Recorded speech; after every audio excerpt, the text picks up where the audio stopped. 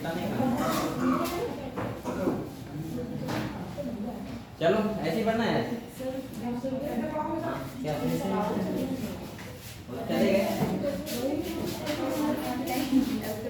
पीछे बात बोल रहा है रोशनी रोशनी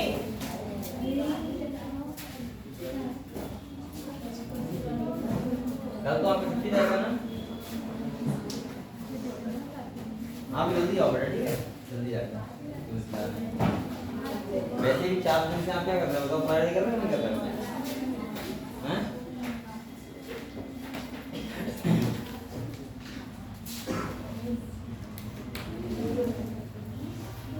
चल रहा है वीडियो?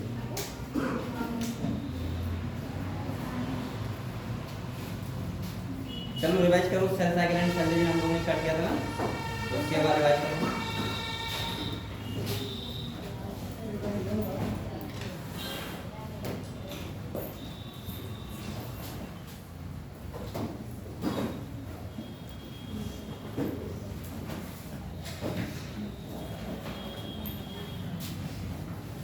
ये चैप्टर मैंने स्टार्ट करवा दिया था और आप लोगों को माइटोसिस के बारे में समझा भी दिया था, ठीक है? तो आज हम लोग माइटोसिस में तो पूरा चैप्टर पूरा समझ लेंगे, ठीक है? समझ लेंगे और पढ़ हम लोग जब वो 4 जाएगा तभी पढ़ लेंगे, ठीक है? जब वो डेट आ जाएगी, ठीक है? आराम समझेंगे खाली पूरा चैप्टर। चलो एक बार आप लोग रिवाइज करो और मैं पूरा स्टार्टिंग से बिल्कुल समझाऊंगा आपको, ठीक है? जिससे आपको अच्छे से समझ में आ जाए।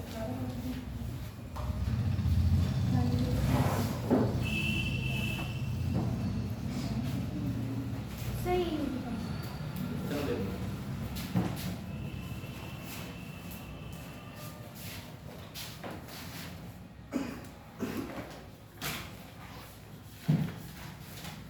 इतना आगे क्या ना मैं बोलूँगा, हैं? देखो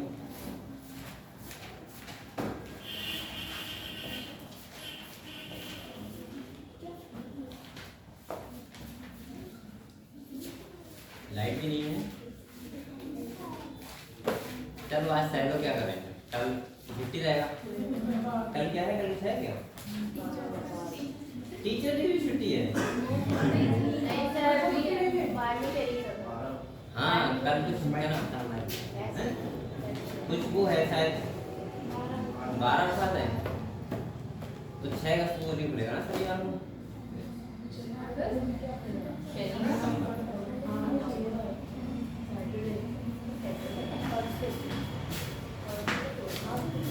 अब तुम सहलो मदद दे आओ।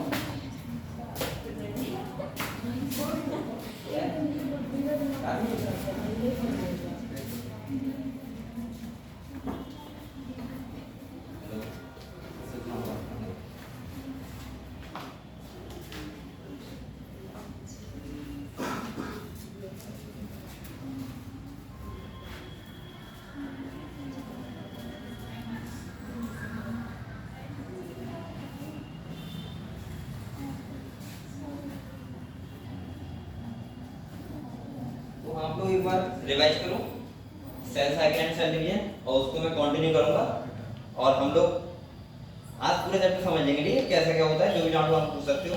और उसके बाद जो हम लोग रीड तो तभी करेंगे जब वो खुल जाएगा, है ना?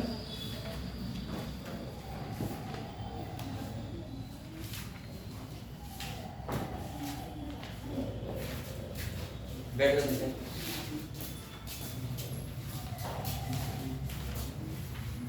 आप लोग वैसे छुट्टी बहुत हो गई है, कितनी हो गई? कब से हैं आप लोग? मंडे से।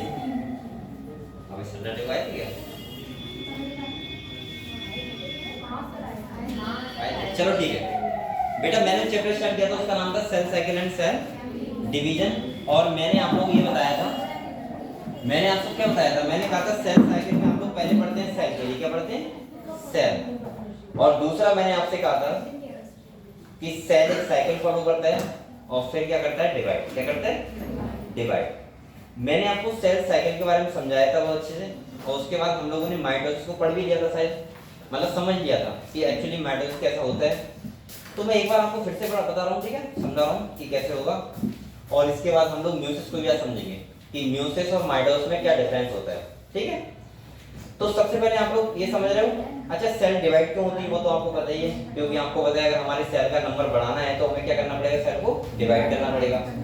अगर सेल डिवाइड ही नहीं करेगी तो फिर एक ही सेल रहेगी हमेशा, मतलब एक ही सेल होती है, एक ही सेल रहती है हमेशा। इतना ज्यादा एवोल्यूशन क्यों होता और इतने ज्यादा टाइप की स्पीशीज क्यों बनती, समझ गए आप लोग। क्यों बने, क्योंकि सेल ने लगातार डिवाइड किया। और ये सेल थ्योरी में साफ साफ लिखा हुआ है कि सेल हमेशा अपनी पुरानी सेल से बनी होती है, और पुरानी सेल से बनी होने का मतलब होता है सेल क्या करती है, डिवीजन करती है, डिवाइड करती है। भाई चाहे यूनिसेलुलर एनिमल हो, चाहे वो कौन सा हो, मल्टीसेलुलर। अगर कोई यूनिसेलुलर है वो भी सेल डिवाइड करेगी, अगर कोई मल्टीसेलुलर है तो वो भी डिवाइड करेगा। मैंने आपसे कहा था कि डिवीजन जो होता है, सेल डिवाइड करती है वो दो टाइप से करती है, एक होता है माइटोसिस और एक होता है मियोसिस। मैंने कहा था माइटोसिस का मतलब वो होता है जहां पे हमें जो डॉटर सेल होगी उसमें सेम क्रोमोसोम रखने पड़े, कितने सेम। जैसे मान लिया एक सेल है बेटा, क्या है, एक सेल है, और मैंने आपको बताया था कि अगर इसके पास कितने क्रोमोसोम है, 46, और ये सेल कैसा है, डिप्लॉइड सेल है, और अगर ये सेल डिवाइड करेगा तो दो सेल में डिवाइड हो जाएगा। ये बताओ ये वाले सेल को क्या बोलेंगे, पेरेंटल सेल। क्या बोलेंगे बेटा, इसको बोलते हैं पेरेंटल सेल, और इस वाली को बोलते हैं डॉटर सेल। क्या बोलते हैं, डॉटर सेल। तो ऐसे ही बोल सकते हो, अगर एक पेरेंटल सेल से दो डॉटर सेल बन रही है तो वो कौन सा डिवीजन होता है, माइटोसिस। कौन सा होता है, यानी कि। और दूसरा आप लोग देखो दो तीन तरीके से बोल सकते हो। एक तो आप बोलोगे कि अगर मुझे डिप्लॉइड सेल से डिप्लॉइड सेल बनानी है, या हैप्लॉइड सेल से हैप्लॉइड बनानी है तो कौन सा होगा, माइटोसिस। मतलब मैं बोल सकता हूं कि ओवरऑल कि मुझे सेम क्रोमोसोम रखने हैं, मतलब कि जितने अगर पेरेंटल सेल में है उतने ही किस में रहेंगे, डॉटर सेल में। तो इसका मतलब डिवीजन कौन सा होगा, माइटोसिस, यानी कि एक पेरेंटल सेल से दो डॉटर सेल बनती है। समझ गए आप लोग। अब आप लोग बताओ भाई, हमारा पापा का हैप्लॉइड सेल था, मम्मी का हैप्लॉइड सेल था, दोनों मिले डिप्लॉइड सेल बना, कहीं ना कहीं एक ही सेल बना होगा पहले, और एक सेल से आज इतने सेल बन गए कि हम लोग काउंट भी नहीं कर सकते, और सबके पास क्रोमोसोम नंबर क्या है, सेम है। भाई हमारा सारे सेल डिप्लॉइड है। आप लोग खुद समझ सकते हो कि हमारी बॉडी में कौन सा चल रहा होगा डिवीजन, माइटोसिस। कौन सा होगा। अब इसके बाद जब आपके गैमेट बनेंगे तो आपको पता है फिर से हमें सेल कैसा बनाना पड़ेगा, हैप्लॉइड, यानी कि डिप्लॉइड से कैसा बनाना पड़ेगा। तो बताओ वहां पे कौन सा डिवीजन होगा, मियोसिस। ये बात समझ गए आप लोग।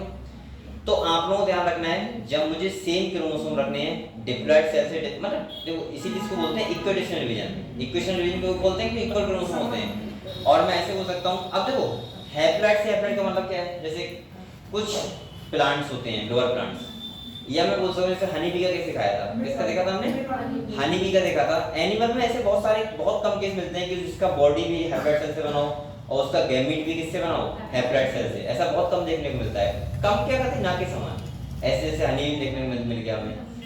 तो यहाँ पे ऐसे देखने को क्यों मिला, क्योंकि भाई वहां पे जो मैकेनिज्म था वो था हैप्लॉइड डिप्लॉइड मैकेनिज्म। मतलब जो मेल होता है उसके पास हैप्लॉइड सेल से पूरा बॉडी बना होता है, और जो फीमेल होता है उसके पास डिप्लॉइड सेल से पूरा बॉडी बना होता है। एक बात मैं आपको और बताऊं, ये अगर आप सोच रहे हैं सर हैप्लॉइड डिप्लॉइड का मतलब हम लोग कैसे बोल देते हैं हैप्लॉइड, देखो यहाँ समझ में आता है। अगर मान लिया मैं ऐसे कहने लगूं एक सेल है उसके पास 16 क्रोमोसोम है, अब आप बताओ ये बता पाओगे क्या ये हैप्लॉइड सेल है डिप्लॉइड है, नहीं बता पाओगे ना। अब मैंने कह दिया सिंगल 16 है, अब आप समझ गए कौन सेल है, हैप्लॉइड।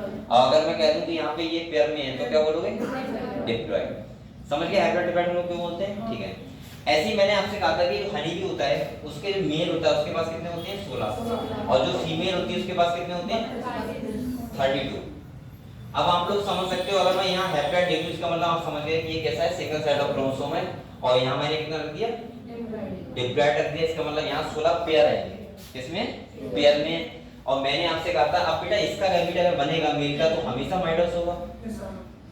एक बात और बताऊंगा आपको, ऐसा नहीं कर सकते कि आप हैप्लॉइड सेल है उसके आधे क्रोमोसोम और कर दो, आप नहीं कर सकते, क्योंकि मैंने कहा था एक सेट का एक क्रोमोसोम ले सकते हैं, ऐसा नहीं कर सकते। तभी तो मैं कहता हूँ जब आप बोलते हो 46 क्रोमोसोम तो आप लोग बोला करो 23 पेयर, जो ज्यादा सही रहेगा, क्योंकि बेटा 23 पेयर का मतलब पेयर में ही क्रोमोसोम होते हैं। जब पेयर का हम एक ही क्रोमोसोम ले लेते हैं तो सेल कैसा हो जाता है, हैप्लॉइड। समझ गए? ये सब क्लियर है सब बच्चों को? ठीक है, एक बार मैं सेल साइकिल क्लियर कर दूं आपको, थोड़ा सा मैं और समझा रहा हूं आपको माइटोसिस और म्यूसिस में कि आपको क्या ध्यान रखना है। ये समझ गए माइटोसिस क्या होता है? आप देखो म्यूसिस में क्या होता है। बेटा एक बार बताओ मुझे, यही समझ लो आप लोग। जैसे ये मान लीजिए पेरेंटल सेल है, यहाँ आपको पता है एक फेज हुआ होगा, इसे बोलते हैं एस फेज। अच्छा, मैंने G1 G2 प्रोफेज वगैरह की बात नहीं की, क्योंकि वो तो हम पढ़ेंगे जीवन में कुछ ऐसा प्रोटीन बनते हैं खाली, लेकिन क्रोमोसोम के साथ कोई भी छेड़छाड़ नहीं होता है। मैं ऐसे बोल सकता हूँ एस फेज में डीएनए कंटेंट क्या होता है, डबल होता है। क्या होता है बेटा?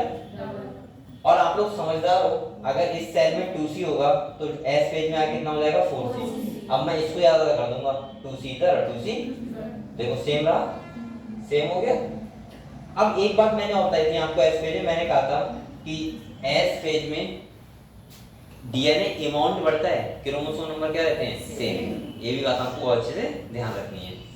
कैसे सेम रहते हैं? अगर यहाँ पे मैं क्रोमोसोम बना के दिखा रहा तो ऐसे बनता 1 पेयर, लेकिन जब यहाँ जाता है तो ये कैसा हो जाता है, क्रोमैटिड डबल हो जाते हैं। और डबल हो जाएंगे तो आप लोग बताओ क्रोमोसोम नंबर सेम रहे और क्रोमैटिन क्या होगा, डबल हो गया। उसको बस आधा करना पड़ता है ना, फेज में बात खत्म हो जाता है। समझ गए? अब देखो हम आते हैं म्यूसिस पे। अब ये तो मिटाना ही पड़ेगा क्योंकि अगर मिटाओगे नहीं तो इसको आगे पीछे नहीं कर सकते। यहाँ देखो, अगर हम बात करें म्यूसिस की, इस बात करें तो देखो, अगर मैं म्यूसिस की बात करूं तो यहाँ क्या होता है, यहाँ समझो आप लोग, क्योंकि ये मेन है ना प्लान ना, पहले ही समझ लेते हैं। मैं हर तरीके से समझाऊंगा, अभी टेंशन ना लो, क्योंकि म्यूसिस स्टार्ट नहीं किया अभी। और मुझे लगता है कि आपको म्यूसिस माइटोसिस तो बहुत आसान है, अगर आपको म्यूसिस समझ में आ गया तो इसका मतलब चैप्टर फिर हो जाएगा। यहाँ पे देखो क्या होता है बेटा, एक सेल होता है, बोलो मत कोई भी, और यहाँ पे बेटा क्रोमोसोम कितने हैं, 46। ये सेल बताओ कैसा होगा, डिप्लॉइड होगा, और डीएनए कंटेंट में मान लेता हूँ कैसा है, 2C। ये बात समझ में आपको? ठीक है, ध्यान रखना है। इसके बाद एक सेल के सेल का डिवाइड होता है 2। कितने होता है, 2। यहाँ एस फेज होगा, समझ रहे हैं आप लोग? और अगर यहाँ पे एस फेज हुआ तो इसका मतलब डीएनए कंटेंट 4C हो गया होगा, 4C हो गया। अब यहाँ समझने वाली बात क्या है, देखो ये सेल बताओ आप लोग कैसा है, डिप्लॉइड है। जब एक सेल से 2 सेल अगर बनेंगे, आप लोग को सोचना, एक से पहले कितने बनेंगे, 2। और अगर अब देखो माइटोसिस पे आते हैं, पहले हम लोग कहते हैं, मैं गहराई से समझा रहा हूँ। अगर मैं यहाँ पे ये कर दूं 2C 2C, तो बताओ क्या डीएनए जो क्रोमोसोम नंबर सेम नहीं रहेगा, तभी तो 2C 2C होगा। लेकिन मैंने क्या किया, मैंने डीएनए कंटेंट तो दबा नहीं रखा, लेकिन मैंने क्रोमोसोम आधे कर दिए। क्या कर दिए? मतलब मैंने सेल कैसा बना दिया, हैप्लॉइड। ये आपको पता है, ये होता है म्यूसिस फर्स्ट। क्या होता है बच्चों, म्यूसिस फर्स्ट। क्योंकि समझना म्यूसिस ज्यादा कठिन बात होती है, आप लोग अगर ये समझ में आ गया तो क्लियर हो जाएगा। आप लोग बताओ क्या यहाँ पे सेल हैप्लॉइड नहीं हो गया? ये क्वेश्चन बहुत बार पूछते हैं कि बताओ जब म्यूसिस फर्स्ट में सेल हैप्लॉइड हो जाता है तो हम म्यूसिस सेकंड क्यों करवाते हैं? तो इसका रीजन होता है कि अभी गतो डीएनए कंटेंट कितना है, 4C। इसको 2C करने के लिए हम लोग क्या करते हैं, इसीलिए, क्योंकि किसी सेल के अंदर क्रोमैटिन ज्यादा नहीं रह सकता ना भाई, डबल डिमांड कैसे रह जाएगा किसी के पास। अब तुमने क्या किया, क्रोमोसोम आधे कर दिए, लेकिन डीएनए कंटेंट कितना रखा, उतना ही रखा, हैप्लॉइड सेल हो गया। अब आप लोग बताओ, क्या दोबारा जब डिवाइड होगा म्यूसिस सेकंड होगा, क्या मुझे एस फेज करना पड़ेगा? नहीं, क्योंकि एस फेज पहले से किया हुआ है। हम ये तो करते हैं माइटोसिस में, एस फेज में 4C तो करते हैं, पहले से किया हुआ है। अब हमको क्या करना पड़ेगा, खाली डायरेक्ट क्या करना पड़ेगा, एम फेज। एक सेल से कितने बन जाएंगे, 2, और इससे भी कितने बन जाएंगे, 2। अब देखो 4C है, सेल पहले से हैप्लॉइड किया हुआ है, इसीलिए आपने एक लाइन और पढ़ी होगी, ये बोलते हैं meiosis second as like mitosis. Meiosis second कैसा होता है, क्योंकि बेटा अब यहाँ आप लोग बताओ, इस सुनना ध्यान से, यहाँ 46 है, यहाँ कितने होंगे, 23 होंगे, यहाँ कितने होंगे, 23 होंगे। डीएनए कंटेंट जो एस फेज किया हुआ है, तभी तो म्यूसिस फर्स्ट और म्यूसिस सेकंड दोनों में खाली एक बार होता है स्पेस, म्यूसिस फर्स्ट से पहले। अब आप लोग बताओ, ये सेल एक से, अब फाइनली बताओ एक से कितने बने, 4 बने ना। और यहाँ पे बताओ सेल कैसा हो गया, हैप्लॉइड। और ये डीएनए कंटेंट कितना हो जाएगा, 2C। कितना हो गया बेटा, 2C हो गया, और क्रोमोसोम देखो 23 थे, 23 ही रहेंगे। ये बात समझ गए आप लोग? अब आप लोग को ऐसा नहीं लग रहा है, अगर आप समझदार होंगे तो आप लोग सोच सकते हैं इस वाली सेल का जब ये डिवाइड किया है, तो आप लोग बताओ अगर इस वाली सेल से ये डिवाइड हुआ है तो आप लोग बताओ ऐसा नहीं हुआ जैसे माइटोसिस में था, क्योंकि देखो 23 क्रोमोसोम इसके पास थे, 23 इसके पास है, हैप्लॉइड सेल है ये, हैप्लॉइड ये, खाली हमने डीएनए कंटेंट क्या किया है, आधा। इसीलिए बोलते हैं meiosis second as like mitosis. और ये जो डिवीजन हुआ है दूसरा वाला, इसको बोलते हैं हम लोग म्यूसिस सेकंड। अब आप लोग ये बात समझे कि म्यूसिस सेकंड क्या होता है? ये होता है म्यूसिस फर्स्ट, ये था म्यूसिस। यहाँ हमें फाइनली एक सेल से कितने डॉटर सेल मिले? 4। कुछ ऐसे भी यहाँ पे बैठे होंगे जो सोच रहे होंगे सर यहाँ 1 से 2 हुआ तो फिर 2 से 4 ऐसे हो गया, तो ऐसे तो हम माइटोसिस में भी कर सकते हैं 1 से 2 से 4। बेटा जब वहां 2 से 4 करोगे तो दोबारा तुम्हें एस्पेस करना पड़ेगा, दोबारा सेल तक जाना पड़ेगा, लेकिन यहाँ पे ऐसा नहीं करना पड़ेगा। मतलब फाइनली तो एक सेल से कितनी बने? 4। फाइनली बने वो कितने बने? 1 से। एस्पेस कहाँ होगा? खाली एक बार। अगर तुमको इतनी बात पढ़ने पड़ गई हो सब बच्चों को, तो मुझे लगता है कि तुम म्यूजिक का आधा समझ गए ऐसे, क्योंकि कहानी बस यही खेल है। अगर आपको ये खेल कैसे हुआ वो मैं आपको दिखाऊंगा भी डायग्राम बना के, लेकिन आपको ये पढ़ने पड़ेगा म्यूजिक फर्स्ट सेकंड खेल क्या था पूरा। देखो फिर सुनो कहानी, अभी समझ नहीं आया मुझे पता है बहुत बच्चों के यहाँ पे कुछ क्या होगा। देखो क्या होगा, हमने माइटोसिस जब वहां करते हैं जब क्रोमोसोम नंबर क्या रखना पड़ता है? सेम। बेटा म्यूजिक हम वहां करते हैं, मैं ये बात लिख दे रहा हूँ। म्यूजिक का मतलब होता है दो बात ध्यान रखना, पहली जहां मुझे डिप्लॉइड सेल से कैसे बनानी है बेटा? हैप्लॉइड। क्रोमोसोम कितने करने हैं? आधे।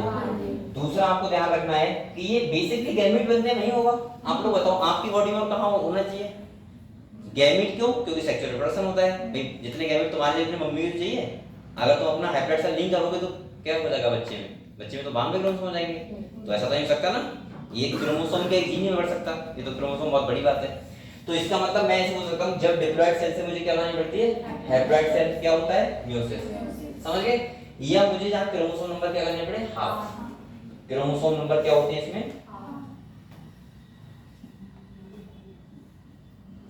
नंबर होते हैं हाफ, और हाफ होते हैं कहां? तो पता है कितना गैमेट बनते हैं, हमेशा नहीं होगा। तो मुझे लग रहा है कि आप लोग इतनी बात समझ गए। और यहाँ एक पेरेंटल सेल से कितनी बनती है बेटा? एक पेरेंटल सेल से बनती हैं 4 डॉटर सेल। अगर आपको इतनी बात समझ में आई है तो इसका मतलब आपको लगभग म्यूसिस का थोड़ा सा समझ में आ गया। देखो मैंने क्या बोला, जान हमें यहाँ क्रोमोसोम क्या करने हैं? आधे। क्या करने? आधे। अब बेटा आपको पता है जीवन होगा, फिर एस होगा, तो डीएनए कंटेंट कितना हो जाएगा? डबल हो जाएगा। अब आप लोग खुद बताओ, अगर मैं डीएनए कंटेंट आधा नहीं कर रहा हूँ, जब पहले से 2 बन रही है फर्स्ट में 1 से 2 बन रही है, तो वहां मैं जब डीएनए कंटेंट आधा नहीं कर रहा हूँ तो इसका मतलब क्रोमोसोम आ जाएंगे, और क्रोमोसोम आ जाएंगे तो वो हम सेल क्या बोलेंगे? हैप्लॉइड। लेकिन क्या बताओ डीएनए कंटेंट आधा हुआ है? नहीं हुआ है ना। मैं माइटोसिस में क्या कर रहा था, जैसे मैं इसका डबल कर दूं मार्कर का, सही है, एस पेज में, और उसके बाद मैंने क्या किया, एक सेल के अंदर तोड़ के एक दे दिया, एक दे दिया। पहले इतना ही बड़ा था, एस पेज में डबल हो गया, उसको मैंने उतना ही बड़ा दिया, दोनों सेल में चला गया। अब मैं क्या करूंगा, ये मैंने म्यूजिक का कर बता रहा हूँ। जीवन में मैंने क्या किया, ये 2 मार्कर एक नहीं है, एक कहाँ है? वो है। चलो यहाँ देखो एक ये मार्कर है, इसको मैंने डबल किया। आप लोग को बताओ बेटा, अगर मैं इसको डबल करूँ, इस वाले को डबल कर दूं, लेकिन बल्ब पेयर में है, ठीक है, आप समझो आप लोग, और इसको मैं डबल कर दूं, या तो मैं ये करूं कि आधा आधा करके तो क्रोमोसोम नंबर सेम रहेंगे, लेकिन अगर मैं पूरा पूरा एक सेल के अंदर, ये एक सेल के अंदर सेल हैप्लॉइड हो गया, लेकिन अभी मार्कर तो डबल रह रहा है ना, इसको मुझे आधा भी तो करना है, और आधा किस में करते हैं? Meiosis second. समझ गए? तो म्यूसिस सेकंड इसीलिए होता है। तो म्यूसिस में कितने पार्ट होते हैं? 2, म्यूसिस फर्स्ट और म्यूसिस म्यूसिस फर्स्ट में सेल हैप्लॉइड हो जाता है, लेकिन डीएनए कंटेंट को आधा करने के लिए क्या होता है? म्यूसिस सेकंड, पहली बात। और दूसरा आप लोग ये भी ध्यान रखना, आप लोग बोल सकते हो meiosis second as like mitosis. Clear? Meiosis first में सर यहाँ पे जो हैप्लॉइड सेल बनाए, यहाँ डीएनए कंटेंट आधा क्यों नहीं हुआ? क्योंकि यहाँ पे थोड़ा सा मेटाफेज खेल होता है, मेटाफेज और एनाफेज का, क्योंकि यहाँ अरेंज ऐसे होते हैं कि क्रोमोसोम सेपरेट हो जाएं। अब एक बात आप लोग सुनो, जैसे माइटोसिस मैंने बताया था आपको, माइटोसिस तो मैंने कहा था वहां एनाफेज में सेंट्रोमियर से ब्रेकडाउन होता है क्रोमेटिड। सेंट्रोमियर क्या होता है? ब्रेक डाउन और क्रोमेटिड सेपरेट। माइटोसिस में तो हुआ था, मियोसिस में ये नहीं होता है। मियोसिस में होमोलोगस क्रोमोसोम सेपरेट होते हैं। क्या होते हैं? अभी तो तुमको गधो एक कहानी और पढ़ने मिलेगी, इतना आसान नहीं है। अभी आप लोग जब प्रोबेट फर्स्ट पढ़ोगे उसमें आपको लेप्टोटीन, जाइगोटीन, डिप्लोटीन वही पढ़ने मिलेगा, ठीक है। तो पहले अगर आप लोग कॉपी हो, क्योंकि किताब में ऐसे इतने अच्छे तरीके दिया नहीं है, तो आप लोग चाहो तो ऐसे ले सकते हो ये चीज, कॉपी हो तो आपको लिख लो म्यूजिक लाइन डाल के, और वो दो तीन लाइनें ये वाली लिख के और ये लिख लो, जैसे मैंने लिखा है वैसे लिख लो। दिख रहा है आप लोग सब? चलो लिखो।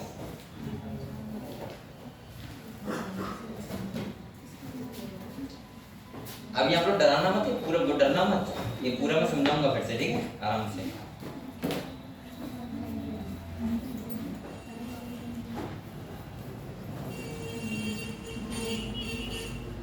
लाइट तो नहीं आ रही है हमें, ये भी कोई दूसरी वाली बात पूरी पीछे चली जाए, यहाँ नहीं आ रही यहाँ जल भरा हुआ है। अरे है, लेकिन वैसे तो हर जगह पानी है, अभी तो लाइट तो फिर भी आ रही है, लेकिन पता नहीं क्या है।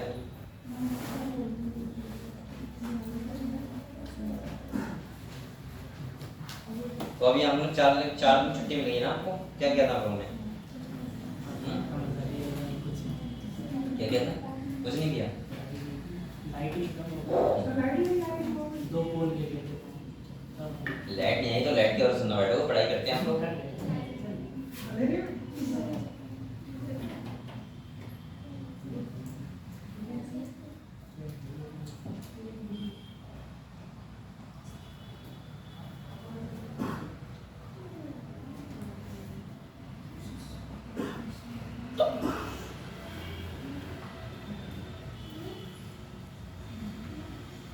मुझे तो एक तो मैं ना पढ़ाऊं तो मुझे बहुत बेकार लगता है। रूम पे सर दर्द कर रहा था, देख रहे हो फीवर आ गया,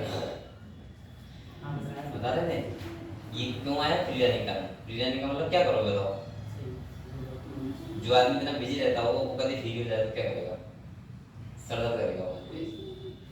और लग रहा था कि आज भी ना हमारा सामने जाए, लेकिन कल भी ना हो जाए।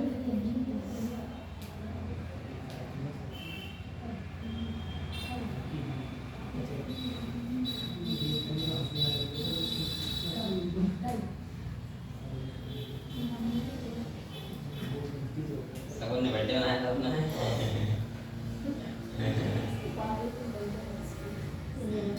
तो लोग बर्थडे बहुत होते हैं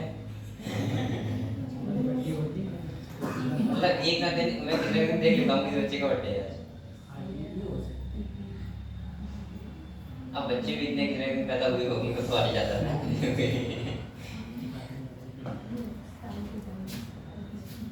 सही है। चलो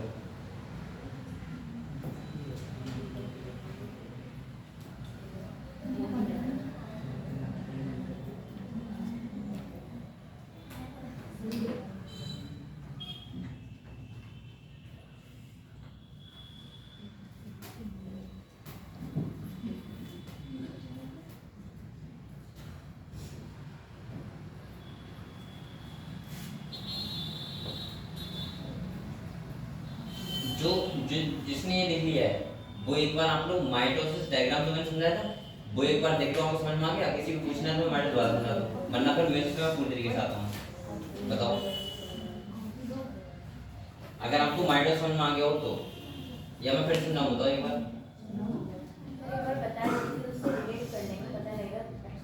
चलो एक बार मैं बता दूंगा, और दूसरा पहले आप लोग लिख लो ये।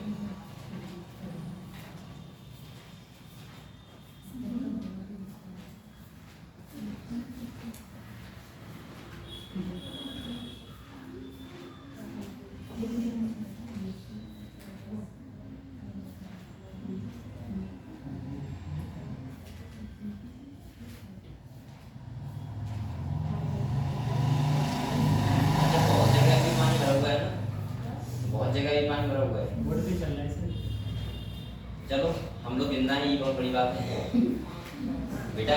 कई जगह ऐसी हैं जो आपको देख के इतना ऐसा लगेगा कि ये बाढ़ नहीं है। एक हिसाब से पंजाब के हालात आपको पता होंगे, ऐसे हालात हैं शायद बहुत दिन भगवान किसी को ना दिखाया ऐसा। सोचो किसी का, मैंने ऐसे देखा है किसी के 20-25 भैंस और उसमें पानी भर गया, वो सब मर गए। कितने बुरे हालत रहे होंगे। एक आदमी अपनी लाइफ में एक बार घर बनवा पाता है मुश्किल से, और वो घर 1 मिनट में चला जाए, क्या सोचेगा वो। मतलब खेती जारी को छोड़ो, चलो खेती द्वारा हो जाएगी, जमीन तो हमारी नहीं रहेगी, लेकिन मकान किसी का चला जाए कितना बेकार लगेगा। आदमी अपनी पूरी लाइफ में लग रहा है एक बार बनवा पाता है, पूरी लाइफ में बता रहा हूँ, और वो भी कर्जा करके पता नहीं कैसे कैसे, जो मिडिल क्लास है, और उसका मकान अगर चला जाए तो कैसा लगेगा।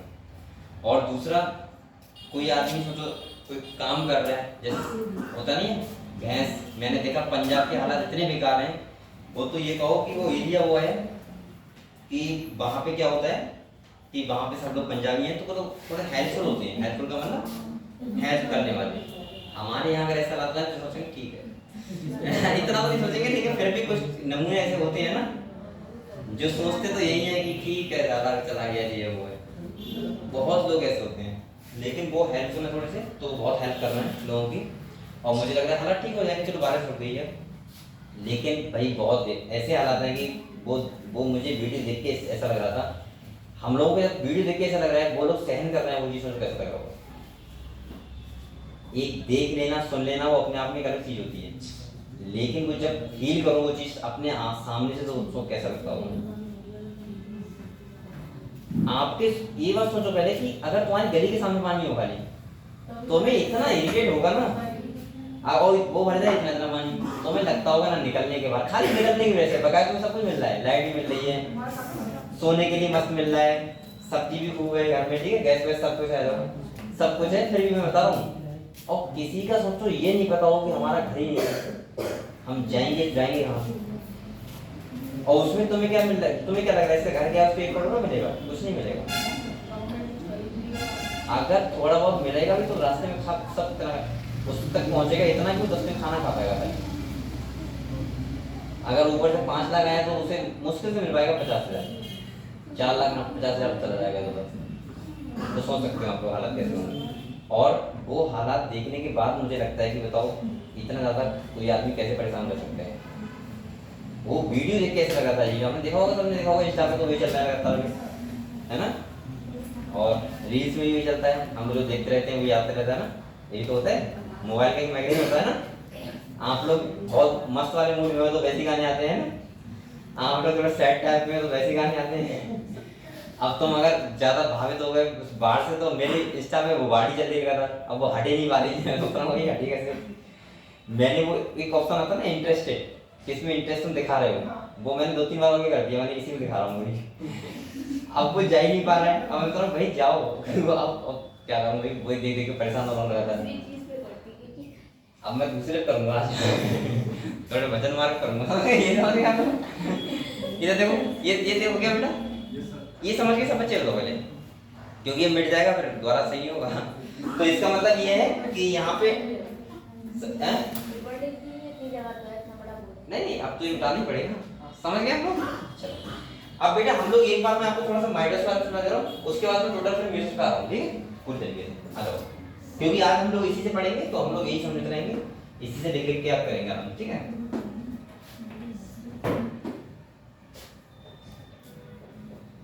यहाँ देखो आप लोग बेटा, मैंने आप लोगों को क्या बताया था, सुनो, सेल साइकिल सबको पता है, उसको नहीं बताना है ना। सेल साइकिल मैंने क्या बताया था, देखो 2 फेज होते हैं सेल साइकिल में, कितने फेज होते हैं, 2 होता है, एक होता है आई फेज, कौन सा होता है, एक होता है आई फेज, और एक होता है बेटा एम फेज, ये तो पता है। आई फेज में हमने 3 देखे थे, G1S, G2 और एक था G0, अगर सेल को डिवाइड नहीं करना है तो। इसके बाद एम फेज में कितने थे, फिरो, मेटा, एना, और बाद में क्या था साइटोकाइनेसिस। और मैंने कहा था आपसे, इसको हम लोग क्या बोलते हैं, कैरियो काइनेसिस। इसमें जो टाइम लगता है वो लगता है कितना, 5%, और इसमें लगता है, ये हमने इतना देख लिया था। मैंने कहा था एस फेज में डीएनए रेप्लिकेशन होता है, डीएनए मॉड डबल होता है, क्रोमोसोम नंबर सेम रहता है, ये बातें आपको ध्यान रखनी है। G1 G2 में क्या होता है, प्रोटीन का फॉर्मेशन होता है। प्रोफेज में क्या होता है, क्रोमोसोम बनते हैं, क्या बनते हैं, क्रोमोसोम बनते हैं। मेटाफेज में अरेंज हो जाते हैं। मैं एक बार दिखा दे रहा हूँ, ठीक है आपको। बेटा यहाँ देखो आप लोग, फिर ये मिटाना पड़ेगा, ये समस्या हो रही है। अब मुझे ऐसा लग रहा है ना मिटाना पड़ रहा है। यहाँ देखो, ये देखो, आप लोग ये बताओ मुझे, ये समझ गए G1 है C2? तो अगर पूरी कहानी मैं आपको समझाऊं तो आप लोग बताओ, जैसे ये सेल है एक, मान लो G1 में कुछ नहीं होगा, तो मैं ऐसे दिखा दे रहा हूँ G1 है C2 के बाद प्रोफेज में हम आते हैं, किसके आते हैं? आप लोग बताओ, प्रोफेज में सेल आएगा तो इसका मतलब इसके पास 4C DNA कंटेंट होगा। अगर 2C इनिशियल होगा तो 4C कैसा होगा? फाइनल। एक बात और ध्यान रखना, आप लोग रटना मत 4C, ना क्रोमोसोम नंबर रटना, वो अकॉर्डिंग टू क्वेश्चन कुछ भी दे सकता है। जैसे वो कहते हैं 8C होगा इनिशियल में, तो आप सोचो अच्छा ऐसे साल ने 4C बताया था, 4C लगा लो। मैं पेरेंट सेल के इनिशियल बता रहा हूँ, कहीं वो दे दे क्रोमोसोम नंबर कितना है 16 डिप्लॉइड सेल का, और आपसे पूछे बताओ डॉटर सेल बनेगी मेरे सेकंड के बाद तो कितना क्रोमोसोम नंबर होगा, आपको सर 23 होगा। रटना नहीं है, वो देखना है क्रोमोसोम नंबर कितने हैं। अगर 16 का आएगा तो उसके अकॉर्डिंग कितने देंगे? 8। समझ गए आप लोग? तो इसीलिए मैं कह रहा हूँ। तो बेटा ये बताओ, यहाँ पे हम लोग जो पहले पढ़ेंगे वो कौन सा पढ़ेंगे? प्रोफेज। क्या पढ़ते हैं? मैंने कहा था प्रोफेज में डीएनए कंटेंट 4C हो जाएगा। अगर यहाँ 2C है तो कितना है बेटा? 2C, तो यहाँ कितना हो जाएगा? 4C, और यहाँ कितना रहेगा? 4C। ये समझ में आया आपको? यहाँ क्रोमोसोम है कितने हैं बेटा? 46, तो यहाँ भी कितने रहेंगे और यहाँ भी कितने रहेंगे? ये तो क्लियर है। प्रोफेज में क्रोमैटिन से क्रोमोसोम बन जाते हैं, मतलब मैं ऐसे हो सकता हूँ कि यहाँ स्टार्ट हो जाता है कंडेंसेशन किसका? क्रोमैटिन का, ठीक है। और क्रोमैटिन से क्या बनने लगते हैं? क्रोमोसोम। तो मैं ऐसे बोलूंगा कि यहाँ प्रोफेज है, और भी काम होते हैं जैसे न्यूक्लियर मिनरल हो गया, और भी सारे डिसअपियर होने लगते हैं, सही है, वो हम बाद में पढ़ेंगे। तो यहाँ पे आप लोग बताओ, ये ऐसे बन गया, मान लीजिए कैसे बन गया बेटा? अभी आपको एनाफेज का भी यहाँ थोड़ा सीन दिखाऊंगा। ये प्रोफेज हो गया, इसके बाद क्या स्टार्ट होगा? मेटाफेज। और मेटाफेज में पता है क्या होता है? ये देखो, ये अरेंज ऐसे होते हैं, कैसे होते हैं? ऐसे। ये किसमें है? मेटाफेज। आप लोग तो बताओ मुझे, पहले बेटा समझ लो, आपको अच्छी जगह समझ में आ गया तो फिर म्यूजिक आपको समझ में आएगा, वरना नहीं आएगा। ये स्पिंडल फाइबर होते हैं, स्पिंडल फाइबर अटैच किससे होते हैं? काइनेटोकोर से। किससे होते हैं? अब आप लोग मुझे ये बताओ, ये ऐसे अरेंज हो गए, यही तो यहाँ पे म्यूजिक में डिफरेंस होता है। म्यूजिक में ऐसे नहीं होते हैं अरेंज, पता कैसे होते हैं? म्यूजिक में जो मैं बता रहा हूँ खाली अभी, वो बेटा पता कैसे होते हैं म्यूजिक में? जैसे मैं म्यूजिक को दिखाऊं तो वो ऐसे होते हैं, एक के ऊपर एक, ऐसे। अब बताओ क्या यहाँ पे सेंटर में ब्रेकडाउन होगा? क्रोमोसोम सेपरेट हो जाएंगे, और जो डीएनए बॉन्ड डबल हुआ है क्रोमोसोम अंदर, वो क्या आधा हुआ? नहीं हुआ ना। अब यहाँ पे अरेंज ही सही हुए हैं अच्छे तरीके से। अब वहां पे क्या होगा? यहाँ सेंटर में ब्रेकडाउन होगा, और वहां क्या होते हैं? Chromosome separate. ऐसे बहुत सारे क्वेश्चन बन जाते हैं जो आपसे पता क्या पूछेगा कि बताओ सेंट्रोमियर अगर ब्रेकडाउन हो रहा है तो कौन से एनाफेज फर्स्ट, एनाफेज या एनाफेज सेकंड? आप लोग सोचते हो एनाफेज फर्स्ट सेकंड, एनाफेज खाली, अरे डिफरेंस है। अगर सेंट्रोमियर ब्रेकडाउन हो रहा है तो उसका मतलब वो क्या है? ओनली एनाफेज, क्योंकि एनाफेज फर्स्ट में तो क्या होता है? क्रोमोसोम सेपरेट होते हैं, और उसके साथ साथ वो भी हो जाएगा एनाफेज सेकंड, क्योंकि वो भी कैसा होता है? माइटोसिस। तो इसका आंसर क्या हो जाएगा? बोथ। समझ गए? एनाफेज या फिर एनाफेज सेकंड। ये भी आपको माइंड में ध्यान रखना है किस पेज में क्या हो रहा है, समझ में? अब देखो यहाँ पे ये कौन सा पेज है बेटा? मेटाफेज। अब इसके बाद क्या होगा? एनाफेज होगा। तो पता है क्या होगा? देखो मैं इसे बता रहा हूँ, बनाऊंगा नहीं। एनाफेज में ये जो है, यहाँ देखो ये क्या है? सेंट्रोमियर। क्या है? ये सेंट्रोमियर क्या होगा? ब्रेकडाउन। क्या होगा? और सेंट्रोमियर अगर ब्रेकडाउन होगा तो आप लोग बताओ यहाँ सेपरेट क्या होंगे? क्रोमैटिड। क्या सेपरेट होंगे? क्रोमैटिड। समझे आप लोग? और यही तो मैं बार बार कहता हूँ कि यहाँ प्रोफेज में जीवन में क्रोमोसोम बनते तो यहाँ क्रोमैटिड एक ही होता। देखो एक हो गया, हमने डबल किया था, और वो कितना हो गया? एक एक अलग अलग हो गया। यानी कि एनाफेज में क्या होते हैं? Chromatid separate. क्या होते हैं? और आप लोग बताओ अगर क्रोमैटिड सेपरेट हो रहा है इसका मतलब वो क्या हो रहा है? एनाफेज। या होंगे क्रोमैटिड सेपरेट किसमें? एनाफेज सेकंड में। समझ गए आप लोग? दूसरा, अगर मैं यहाँ कहने लगूं क्रोमोसोम सेपरेट होते हैं, अभी मैं खाली दिमाग में फंसा रहा हूँ आपके, लगता है ना कि डर गया कि एनाफेज सब म्यूजिक में घूस रहा बार-बार। मैं इसलिए कर रहा हूँ कि इससे रिलेट करूँ आप लोग, क्योंकि क्वेश्चन सेल साइकिल में रेट वाले तो आते हैं कि आप लोग सही से रिलेट कर पाओ कि बात कहाँ की हो रही है। अगर मैं यहाँ क्रोमेटिन क्या लिखूं, क्रोमोसोम लिखूं, तो आप बताओ किसकी बात हो रही होगी? एनाफेज 1 यानी कि म्यूसिस फर्स्ट की। अभी मैं आपको बना के दिखाऊंगा, अभी टेंशन ना लो, आपको याद हो जाएगा। इसके बाद बताओ यहाँ ऐसा होगा, अगर मैं सेल दिखाऊं आपको तो बताओ कैसा होगा? ऐसा। अब आपको समझ में आया?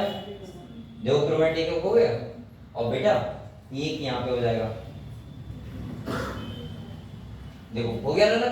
अब मैं क्या करूं, देखो ये डबल हुआ था ना, एक तो आधा हो गया, क्रोमोसोम नंबर का सेम नहीं है तो, और अगर मैं यहाँ से साइटोकाइनेस कर दूं तो देखो हो गया सेपरेट। यही तो होता है माइटोसिस। टीलोफेज में पोलो हो जाएंगे ये और साइटोकाइनेस में अलग हो जाएंगे, बस बात खत्म। समझ गए? तो हमने यहाँ पे क्या किया, जो डबल किया था अमाउंट उसको क्या कर दिया, आधा आधा।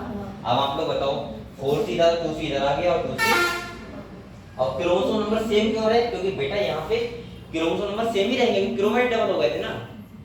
अब देखो वो आधा हो गए, तो देखो 4 इसके अंदर है, 4 ही मतलब होगा 46 स्टार्टिंग में, तो 46 यहाँ होंगे और 46 ही ये वही हिसाब है कि में से मैंने कहा था कि मैं जब इसे डबल करूँ तो इसका लंबाई बढ़ा दूँ, रहेगा तो एक ही रहेगा नहीं, लेकिन अमाउंट तो अगर लंबाई की बात करेंगे तो बढ़ जाएगा ना। अगर ये लंबाई 5 सेंटीमीटर 10 हो जाएगा, समझ गए आप लोग?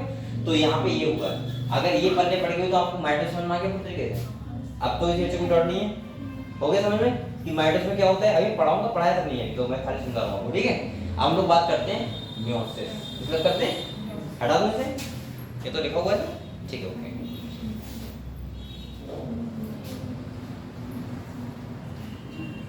अब देखो बेटा एक बात बताओ मुझे, अगर मैं आपसे ये कहूँ कि आप लोगों ने जो माइटोसिस पढ़ा है उसमें कौन कौन से फेज सीक्वेंस में बताओ, क्योंकि यहाँ सीक्वेंस याद रखना बहुत जरूरी है। तो आप कहोगे सर G1, इसके बाद S, इसके बाद प्रोफेज, मेटाफेज, एनाफेज, टीलोफेज और हो गया। अब हम बात करते हैं मियोसिस की, बात करते हैं।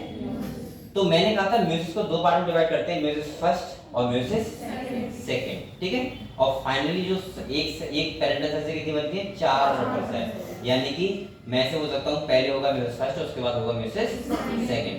तो पहले मैं आपको एक टेबल बना के समझा दे रहा हूँ कि कौन कौन से फेज आएंगे, समझ गए आप लोग? कैसे कैसे फेज से सेल को गुजरना पड़ेगा और उसके बाद फाइनली 4 सेल बनेंगे वो कैसे बनेंगे, समझ गए आप लोग?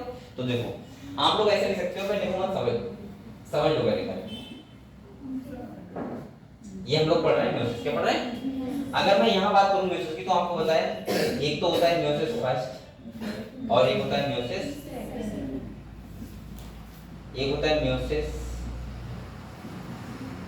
फर्स्ट और एक होता है बेटा मियोसिस सेकंड। ये बात समझे? दो पार्ट में कंप्लीट होता है ये। अब आप लोग बताओ मियोसिस फर्स्ट में पहला कौन सा होगा? G1 फेज होगा, इसके बाद कौन सा होगा? S और उसके बाद ये समझ में आया? ये तो होगा ही होगा।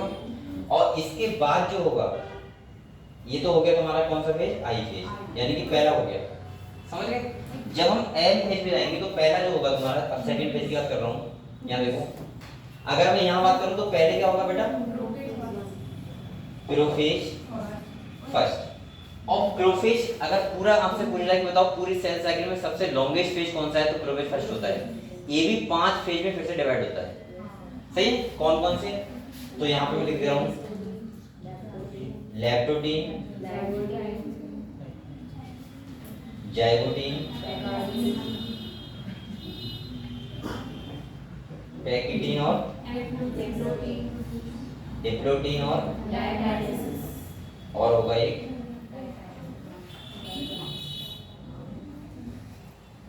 डाइकाइनेसिस। ये तो हो गया प्रोफेज फर्स्ट जो 5 क्लास में क्या होता है? डिवाइड होता है, समझ गए आप लोग? ये क्यों होता है वो भी मैं आपको समझाऊंगा। ये क्यों होता है? क्योंकि यहाँ पे क्रॉसिंग ओवर होता है। क्या होता है? क्रॉसिंग ओवर, ठीक है? बट चलिए पढ़ेंगे, टेंशन ना लो आप लोग। इसके बाद बेटा सेकंड जो फेज होगा वो होता है, ये तो हो गया ना प्रोफेज, इसके बाद होगा मेटाफेज फर्स्ट, क्या होगा? इसके बाद होगा तीसरा एनाफेज फर्स्ट और इसके बाद चौथा होगा टीलोफेज फर्स्ट और इसके बाद क्या होगा? साइटोकाइनेसिस। अब आप लोग बताओ साइटोकाइनेसिस हो गया, एक से कितने सेल बन गए? दो बन गए ना? आप लोग माइंड में रखो चीजें। क्योंकि ये चैप्टर ऐसा नहीं कि आप लोग कहीं से बिठा के पढ़ने लगोगे, आपको पूरा सीक्वेंस याद रखना पड़ेगा, और सीक्वेंस याद नहीं तो आप क्वेश्चन कभी भी नहीं कर पाओगे। साइटोकाइनेसिस हो गया, एक सेल दो सेल बन गया। अब आप लोग बताओ जब म्यूसिस सेकंड होगा तो क्या जीवन Sp2 होगा? अगर होता तो ये पता है क्या हो जाएगा, माइटोसिस। फिर फायदा क्या निकलेगा म्यूसिस का, समझ गए आप लोग? तो अब डायरेक्ट जो स्टार्ट होगा वो क्या होगा? प्रोफेज सेकंड, इसके बाद होगा anaphase second, sorry metaphase second, इसके बाद होगा एनाफेज सेकंड, इसके बाद टीलोफेज सेकंड, और इसके बाद हो जाएगा साइटो, और फाइनली एक सेल से कितने सेल बन जाएंगे? 4। समझ गए? अब ये बताओ क्या प्रोफेज सेकंड में फिर से लेक्टोटिन जाइगोटिन होगा? नहीं, खाली प्रोफेज फर्स्ट में होगा। दूसरा, इन दोनों के जो फेज होते हैं, इनके बीच के गैप को हम लोग बोलते हैं इंटरकाइनेस। क्या बोलते हैं? इंटरकाइनेस। समझ गए आप लोग? तो बेटा ऐसे सीक्वेंस आपको याद रखना है। ऐसे यहाँ चौथा नंबर ये होगा, इसके बाद पांचवा कौन सा होगा? साइटोकाइनेस, इसके बाद सेकंड छठा कौन सा होगा? ये 7, ये 8, ये 9, ये, और फाइनली 10 नंपर पे आके क्या होगा? साइटोकाइनेसिस। सेल ने क्या कर लिया? डिवाइड। तो ये था तुम्हारा म्यूसिस फर्स्ट का सीन, और ये था म्यूसिस सेकंड का। समझ गए? ऐसे लगातार फिर चलते हैं। तो आप लोग ऐसे करके वीडियो में लिखें टोटली, ठीक है? जिससे आपको समझ में आ जाएगा एक बार कि क्या क्या होगा। ठीक है, देखो अरे चाय भी देखो। पानी हो गया।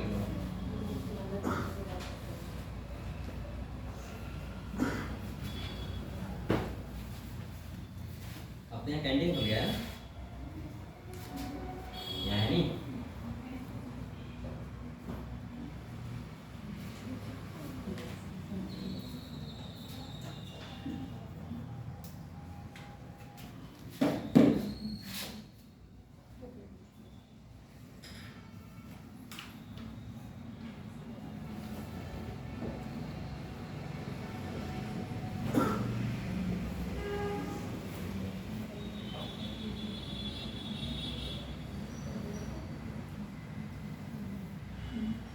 पढ़ाई कर रहे हो? आज मेरी क्लास ऑनलाइन ना, आज मेरी क्लास है। मुझे समझ नहीं आता ऑनलाइन में पढ़ाऊँ क्या, इसीलिए मैंने पढ़ता नहीं थी क्लास। क्या पढ़ो बताओ आज? बताओ। हाँ, बायोमोलिक्यूलर क्वेश्चन है नहीं मेरे पास, प्रॉब्लम तो है। किसी बार पीडीएफ पढ़ी क्वेश्चन की? नहीं है, वो तो बायोलॉजी नहीं है, नहीं है। सब क्लास में देखे थे तो वही कराओ हैं तो सही थी, मैंने देखी नहीं है। 2 चैप्टरों की एक में देखा कौन है बस फोन नहीं फोन करके अरे मेरे 4 सुबह से लेट नहीं आई है, मुझे सारे लेने का टाइम नहीं मिला। तो फोन है लास्ट में है, आपको पता है पक्का? ठीक है, ठीक है।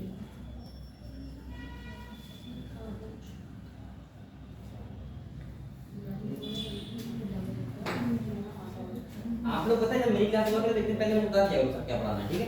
क्योंकि मुझे वो पढ़ाते अच्छा लगता है, बच्चे इंटरेस्ट लेते हैं।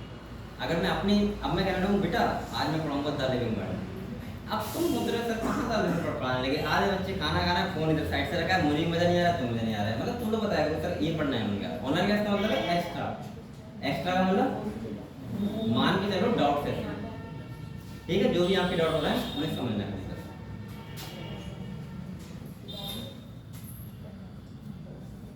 मुझे लगता है सारे टीचर्स ऐसे हैं जो अपनी तरह पढ़ाते हैं, जो पढ़ाना है बच्चों को बताते हैं, और मैं पहला हूँ जो बच्चों से पूछता हूँ बेटा क्या पढ़ना है आपको।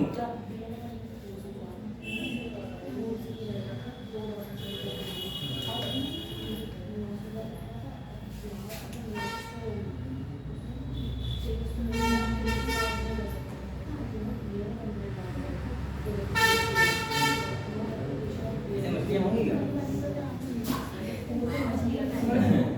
मैं खाता नहीं भी मछली, मैं पूछ रहा हूँ मछली है नहीं है? बच्चे देख के समझ जाएंगे पानी मछली होंगी नहीं होंगी, कौन पकड़ता है? अरे कितनी मछली पकड़ी नहीं बोली आप?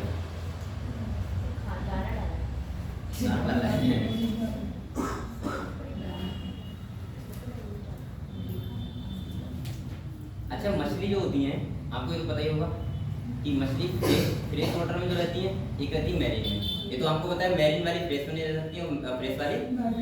एक बात और है, मैंने खुद एक्सपेरिमेंट किया था, मैं बहुत छोटा था तो किया था। अगर जो मछली से इस पानी में है और तुम सोचो कि हम जैसे बोतल में पानी पी रहे हैं, इसमें रख दो तो जिंदा नहीं रहेगी, मर जाएगी। तो और जो ये वाला पानी फ्रेश नहीं है। अरे ये फ्रेश का मतलब पीने से नहीं होता है, फ्रेश का मतलब जो जिसमें साल्ट ना हो, बस समुद्र के अलावा फ्रेश होता है। रेन वाटर में तो सॉल्ट होता है। सुनो, अभी तुम्हें यही बताया। रेन वाटर में सॉल्ट होता है। तुम क्या समझते फ्रेश वाटर ये होता है?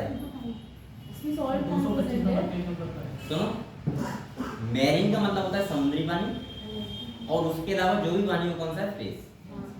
समझ गए? अब ये भी तो फ्रेश ही होगा। बट ये मरीन होना चाहिए ना, रेन वाटर में सॉल्ट होता है पहले। मरीन समुद्री होता है भाई, ये वाला नहीं होता है। हाँ, ये समुद्र का थोड़ी। अब इस हाँ इस समुद्र का थोड़ा ना, ये तो ऐसे आया है। तुझे सुनो ए, तो अगर तुम सोचो इस वाले पानी से निकाल के, ये वही हिसाब हो गया ना कि अगर तुम सोच रहे हो कि हम ऐसे इन्वायरमेंट में रह रहे हैं, ठीक है, और अभी आपको मिल जाए मुकेश अंबानी घर रहने के लिए, तो आपको लग रहा है हम हेल्थी हो जाएंगे? नहीं, आप लोग बीमार हो जाओगे। आपको लगेगा कहाँ यार फंस गए चक्कर में, इससे तो अच्छे वहीं थे पीलीभीत में गरीब से रह रहे थे, लेकिन मजा आ रहा था, पता नहीं होता है। अच्छा आप लोगों ने सुना है, ये सुना है, जैसे कभी हमारे मम्मी पापा कहते थे गाँव में रह रहे होते हैं, हमेशा रह होते हैं गाँव में, तुम कहो पापा अभी हम मकान बनाएंगे और अच्छा शहर में और आपको वहीं रखेंगे, तो पता क्या करेंगे, एक बार ये कहेंगे अरे यार तुम्हारी लाइफ बहुत ठीक है, हम यहीं सही हैं अपनी। पता नहीं होता है उन्हें लग्जरी लाइफ नहीं चाहिए वो वाली जो तुम सोच रहे हो कि उन्हें मिले, क्योंकि वो उसी में खुश है ना। उनसे चार लोग मिलने नहीं आएंगे तो खुश ही नहीं रहेंगे। यहाँ तो मिलने नहीं आएंगे, उनसे अकेले बैठे बैठे क्या करेंगे, टीवी सुना देंगे। तो ऐसा ही यहाँ पे होता है मछलियों के साथ, क्योंकि पूरा कनेक्शन तो वही लाइफ का है ही जुड़ा हुआ। तो मिला तो देखा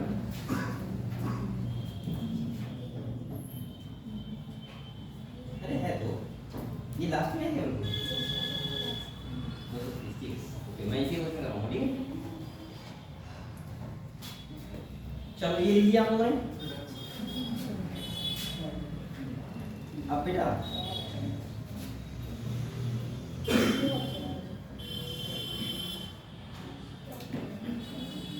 अब क्या हुआ, मैं एक बार यही टाइम चल रहा था ऐसा ही, जैसे यहाँ पे चल रहा है बाढ़ के बाद, तो आपने देखा होगा खेत होते हैं, तो खेतों में से क्या होता है कि लोग पानी निकालते हैं ना, पानी निकालने के लिए जो चक्कर वगैरह होते हैं काट देते हैं।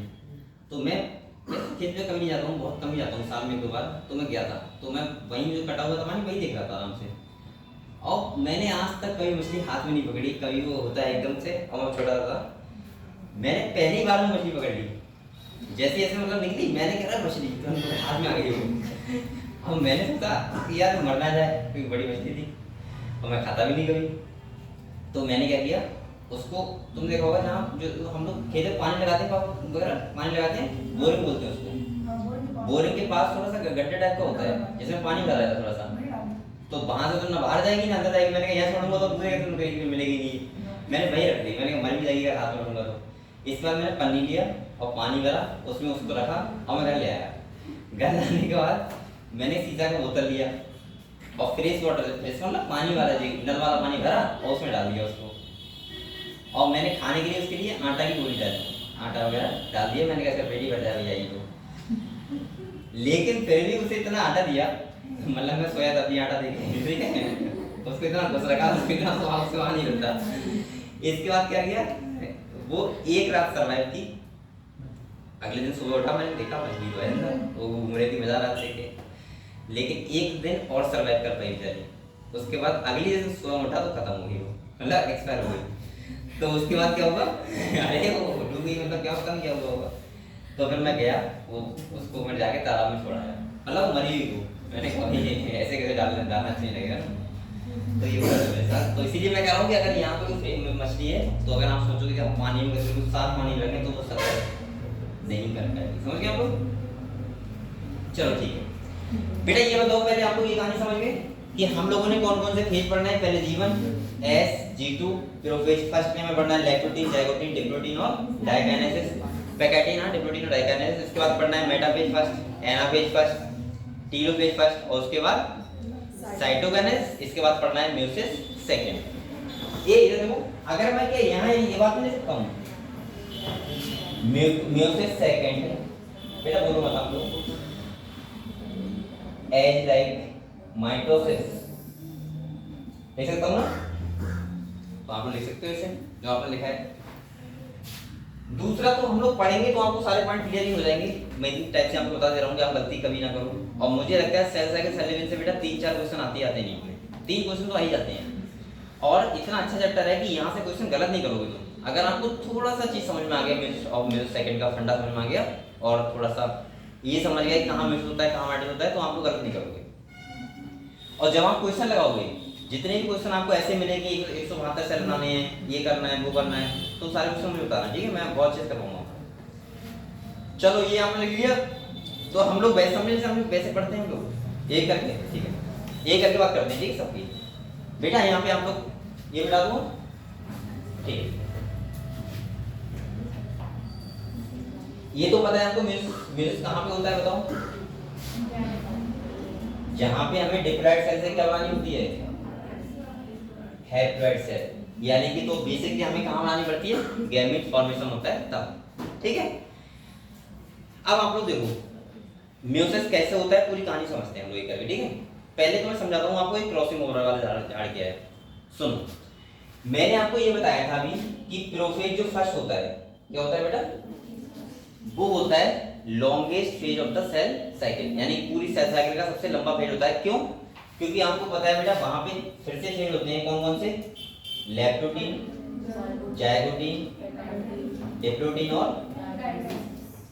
पहले में सुन रहे क्यों होते हैं और क्या होते हैं, सही? फिर आपको समझ में आएगा अगले।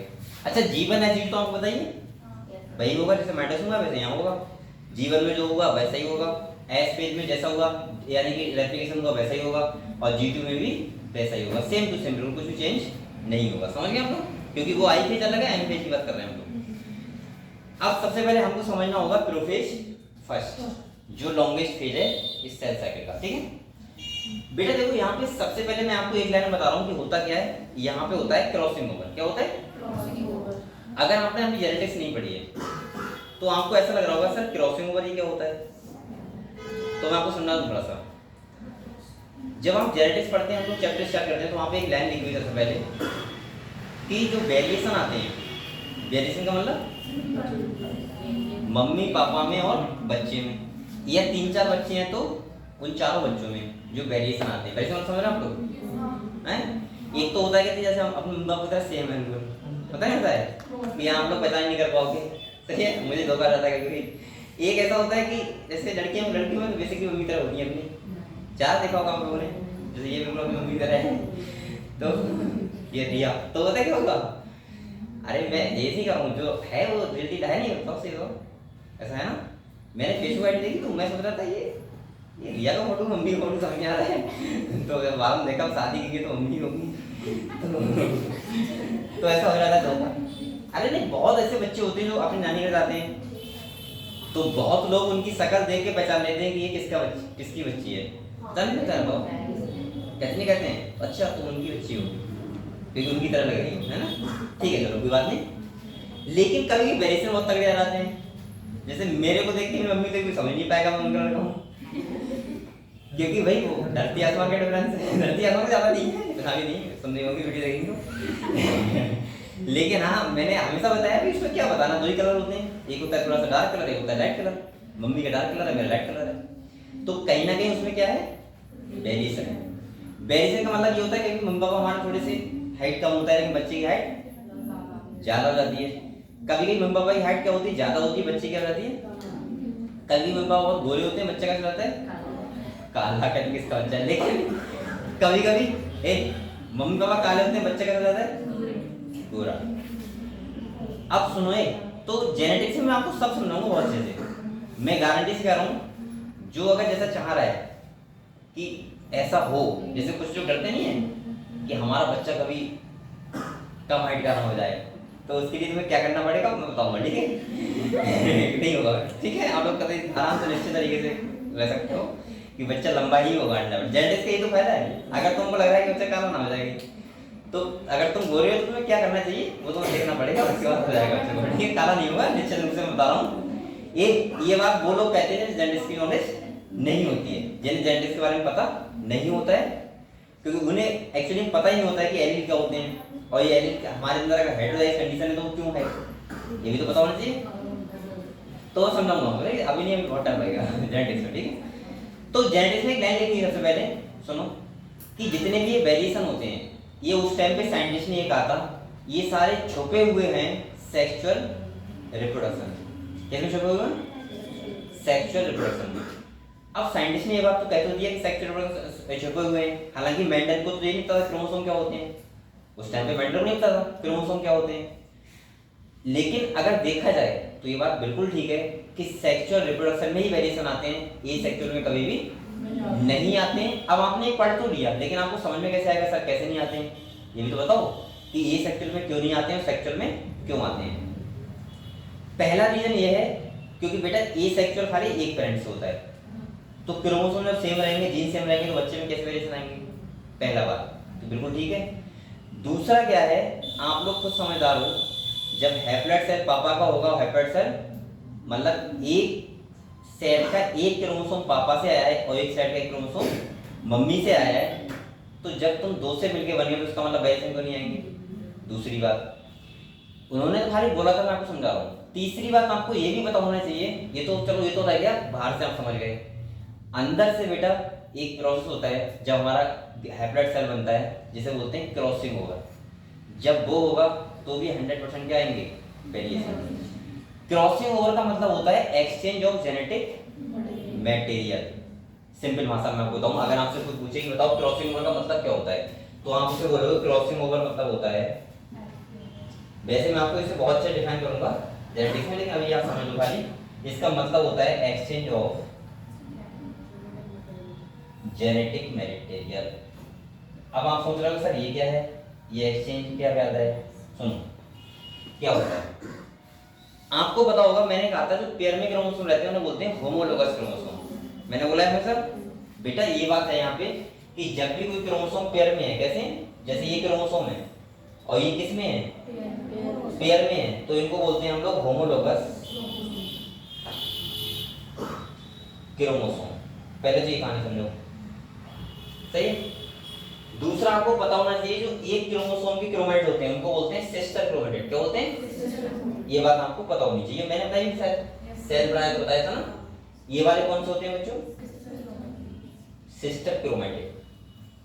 और आपको मैंने यही बताया था कि होमोलोगस क्रोमोसोम के अलग अलग क्रोमेटिड क्या होते हैं, नॉन सिस्टर। ये समझे आप लोग। अब सुनो क्रॉसिंग ओवर का मतलब क्या होता है। देखो आपको पता है बेटा, हम यहाँ पे जो म्यूजिक करना है उसमें क्या बनाना है, हैप्लॉइड सेल बनाना है, मतलब डिप्लॉइड सेल से क्या बना रहे हैं, हैप्लॉइड सेल। आप लोग बताओ, अगर मैंने कहा था हैप्लॉइड का मतलब ये नहीं होता है कि 46 के 23 हमने आगे किए, नहीं समझ में आया। जैसे 46 क्रोमोसोम है कोई से, हमने मैंने कोई से 23 अलग कर दिए, ऐसा नहीं किया है मैंने कहा था 46 क्रोमोसोम, 23 क्रोमोसोम जो पेयर में होते हैं 46 बोलते हैं, उन पेयर का एक एक क्रोमोसोम हटाया है, आया समझ में। ऐसा नहीं किया है कि कोई भी 46 लिए हो मैंने, कोई भी 23 अलग कर दिए, ऐसा नहीं किया है। जैसे जूते होते हैं, अगर मैं आपसे कहूँ 23 जोड़ी हैं तो हर जोड़ी का एक एक जूता, ऐसे नहीं कर सकते कोई से 23 डालिए, ऐसा नहीं कर सकते आप लोग। तब तो आप लोग हैप्लॉइड के भी हैप्लॉइड बना दोगे भाई, अगर कोई सेल हैप्लॉइड है उसके बाद तो आप फिर हैप्लॉइड बना दोगे उसे, लेकिन ऐसा नहीं हो सकता, क्योंकि एक साइड का एक ही क्रोमोसोम आ सकता है, उसके अलावा और कोई दिक्कत नहीं हो सकती, ठीक है। पहली बात सुनो। अब बेटा क्या होता है, देखो यहाँ समझ में आएगा आपको। जैसे मैं हैप्लॉइड सेल बना रहा हूँ, तो जैसे एक सेल के अंदर है, ये किसके अंदर है, ये एक सेल है उसके अंदर है। जब मैं इससे दो सेल बनाऊंगा, एक मैंने ये बनाया और एक सेल, तो ये वाला क्रोमोसोम इधर आएगा और ये वाला क्रोमोसोम इधर आएगा, ये बात समझे। तभी तो मैं आपसे कहता हूँ, जैसे आपके पास कितने हैं, 44 प्लस XY हैं, तो इसका मतलब पता है क्या होता है, 22 प्लस x से एक इसको बनता है, और 22 प्लस 22 से। आप लोग इतनी सोच रहे सर इसमें बात बार क्यों ले आते हैं, मैं इसलिए ले आता हूँ कि आपको मजा आ रहा है, मैं इसलिए लेके आता हूँ क्योंकि हमारी बॉडी में हैप्लॉइड खाली इसमें भी होता है। और मैं किसका एग्जांपल लूं, समझ गए आप लोग, ठीक है। तो हम लोग समझ गए एक क्रोमोसोम इधर और एक क्रोमोसोम इधर, क्लियर हुआ। तो इसका मतलब ये क्रोमोसोम एक इधर आ जाएगा और एक क्रोमोसोम इधर सॉरी आ जाएगा, ये बात समझे। ये एक पेयर का एक क्रोमोसोम आ गया, ऐसे आते हैं 23 पेयर के 23 क्रोमोसोम इसमें आधे और 23 क्रोमोसोम। अब बन गया हैप्लॉइड सेल। अब सुनो बात को, क्या होता है क्रॉसिंग ओवर, क्या होता है वो समझ लो। जब ये हैप्लॉइड सेल बनेगा उससे पहले ही करते हैं एक्सचेंज ऑफ जेनेटिक मटेरियल, लेकिन किसके बीच? ऐसे का समझ रहे हो, चेंज करना। भाई तुम हमारा इतना पोर्शन तुम ले लो और अपना इतना पोर्शन हमें दे दो, ये समझ में आया? तो देखो क्या होता है। अब आपको बताए ये हमेशा के लिए जुदा हो रहा है ना, एक इधर आएगा इधर आएगा एक इधर आएगा, तो ये क्या करता है अपना क्रोमेटिड इसको देता है और ये अपना क्रोमेटिड इसको देता है। जब होमोलोगस क्रोमोसोम आपस में exchange of genetic material, genetic मतलब जीन्स, जब एक्सचेंज करें तो उसको बोलते हैं क्रोमोसोम क्रॉसिंग को कौन करता है? Homologous chromosome. कभी भी नॉन होमोलोगस नहीं कर सकते, खाली कौन करेगा? होमोलोगस। तो मैंने क्या बोला, देखो फिर से देखो, ये वाला अपना क्रोमेटिड थोड़ा इसको दे और ये वाला इसको दे, और जब ये बीच में हो रहा है इसी को बोल रहे हैं हम लोग क्रॉसिंग। यही तो पूरा खेल होता है इन चारों स्टेज में, समझ गए क्या होता है? अब दूसरी बात सुनो, जो मैं कह रहा था कि जैसे मैंने कहा था, मैं आपको पढ़ाऊंगा जेनेटिक्स में बताऊंगा, एक पोर्शन आता है लिंकेज। क्या आता है? लिंकेज का मतलब होता है कि आप में पेरेंटल टाइप बहुत ज्यादा होगा, आपने पेरेंट्स की तरह देखोगे। उस टाइम पे पता है क्या होता है, जब गैमीट फॉर्मेशन हो रहा होता है पापा का, तो उस टाइम पे लिंकेज हो जाती है। लिंकेज का मतलब है कि जीन्स जो क्या होगा, अच्छा ठीक है सुनो, लिंकेज अगर किसी में ज्यादा शो हो रहा है, किसी गैमीट बन रहा है वहां पे लिंकेज शो हो रहा है, तो बेटा अगर लिंकेज शो होगा तो वेरिएशन नहीं आएंगे, और कैसा होगा बच्चा? Parental type. तभी तो टीएच मॉर्गन ने एक बात कही थी, मॉर्गन ने देखा जब क्रोमोसोम स्टडी हो गई थी, मैं आपको बताऊं जेनेटिक्स में बहुत अच्छे से मुझे मजा आता है पढ़ाते हुए, मैं आपको ऐसे नहीं पढ़ाऊंगा कि जेनेटिक्स में किताब पढ़ रहे हैं, जेनेटिक्स ऐसे पढ़ाऊंगा जैसे आप जी रहे हैं उसको। टीएच मॉर्गन ने एक्सपेरिमेंट किया था, आपको पता है क्रोमोसोम थ्योरी ऑफ इनहेरिटेंस के बाद उन्होंने ड्रोसोफिला मेलानोगास्टर पे वही एक्सपेरिमेंट करके देखे जो किसने किए थे, मेंडल ने, पी प्लांट पे, ठीक है। लेकिन डिफरेंस इतना था कि मेंडल को नॉलेज नहीं थी क्रोमोसोम के बारे में, कि क्रोमोसोम क्या होते हैं, डीएनए क्या होता है, जीन क्या होता है, उन्हें पता नहीं था। और सोचो, मैं अब भी सोचता हूँ ये बात कि इतना माइंडेड आदमी कैसे हो सकता है कि जिसे ये ना पता हो कि डीएनए जीन क्या है, और फिर भी उन्होंने इतने एक्सपेरिमेंट कर दिए हों। मतलब गधों, आप लोगों को वो चीज याद नहीं हो रही, खाली सब कुछ पता है तो। और उस व्यक्ति को ये नहीं पता था कि क्रोमोसोम क्या होता है। मतलब ये तो ऐसा होगा कि मैं हवा में तीर मारूं बिल्कुल ठीक बैठ जाए, हो गया नहीं हो गया। और फिर वो इतना सटीक बैठे कि मैं उस पर इतने, मैं जैसे मैं कह दूं, सुनो सुनो, कि आज से 500 साल बाद आदमी उड़ेगा, ठीक है, और उड़ेगा नहीं, मैं ऐसे करके प्रूफ भी कर दूं, एक्सपेरिमेंटली प्रूफ भी कर दूं कि ऐसे उड़ पाएगा। और दूसरा क्या है, और कोई अभी का आदमी ये देखे, वो समझ भी ना पाए कि मैंने क्या टेक्नोलॉजी लगाई है। सोचो, वो समझ भी ना पाए कि मैंने क्या सोचा है, और वो ये सोचे क्योंकि उसे पता ही नहीं कि उड़ने का प्रोसेस कहाँ से होगा, क्योंकि ऐसा हो नहीं सकता। लेकिन मैं प्रूफ भी करता हूँ एक्सपेरिमेंटली, मेंडल ने वो काम किया। और आने वाले टाइम में, उस टाइम सोचो मेंडल के वर्क को कोई समझ नहीं पा रहा था कि ये है क्या। और आप लोग एक चक्कर में पड़ जाओगे सुन के कि बेटा फादर ऑफ जेनेटिक्स में जरूर बोलते हैं, लेकिन ये बात उनके मरने के बाद बोलते हैं। जीते जी वो अपनी कोई प्रसिद्धि नहीं देख पाए थे। हर आदमी करता कब है, इसीलिए करता है ना कि हम जिएंगे तो देखेंगे अपना जलवा, लेकिन उन्हें तो अपना जलवा देखने नहीं मिला। वो तो जब मर गए तो उसके बाद और साइंटिस्ट आए 3, तो उन्होंने देखा कि भाई ये तो किसी ने एक्सपेरिमेंट किए हैं, बहुत अच्छे एक्सपेरिमेंट है, तो देखा तो वो मेंडल के थे, तो उन्हें मिला फादर ऑफ जेनेटिक्स। ये बात समझ गए। दूसरा सुनो, मैं क्या बता रहा था, हाँ, कि जब टीएच मॉर्गन थे, उन्होंने जब एक्सपेरिमेंट किए, वही वाले जिन्होंने मटर प्लांट भी किए, उन्होंने कैसे किए, ड्रोसोफिला में, आपको पता होगा। उन्होंने देखा कि जो वेरिएशन, जो उन्होंने देखा कि जो जैसे अगर एक्सपेरिमेंट के ठीक है, अगर मैं वो धरती पे किसी भी एनिमल पे करूँ सेम रेशियो आना चाहिए, लेकिन वो रेशियो क्या आ रहा था, चेंज आ रहा था। तो उन्होंने एक नया कॉन्सेप्ट दिया था, लिंकेज, टीएच मॉर्गन ने, लिंकेज और रिकॉम्बिनेशन, आपको पता होगा शायद। उन्होंने कहा था, उन्होंने कहा था, मैं कह रहा हूँ उन्होंने ये कहा था कि लिंकेज और रिकॉम्बिनेशन कुछ ऐसी टेक्नोलॉजी होती है जिससे पेरेंटल टाइप ऑफ वेरिएशन हमेशा नहीं आएंगे। लेकिन मैं कह रहा हूँ कि अच्छा, कुछ बातें ऐसी होती है ना कभी कभी, कि जब आप बहुत ईमानदारी से वर्क करते हो, बहुत ईमानदारी से, चाहे आपको पता कुछ भी ना हो, लेकिन आपकी गाड़ी चल रही है, कहते नहीं चलती का नाम गाड़ी होता है, गाड़ी चल रही है, तो फिर वो होता नहीं, गॉड भी यहाँ पर साथ देता है थोड़ा सा।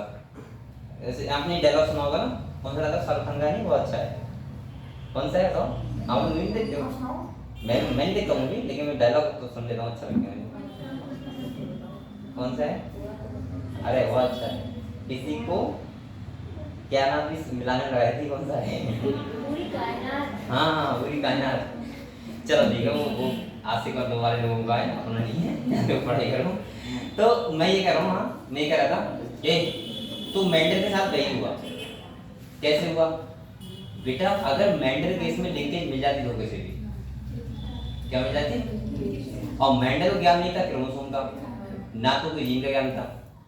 मेंडल पूरी जिंदगी अपने एक्सपेरिमेंट करते रहते, कभी रेशियो नहीं ला पाते। वो तो सही रहे कि पी प्लाट में लिंकेज तो नहीं हो रही थी और उनके रेशियो आ गए अच्छे खासे।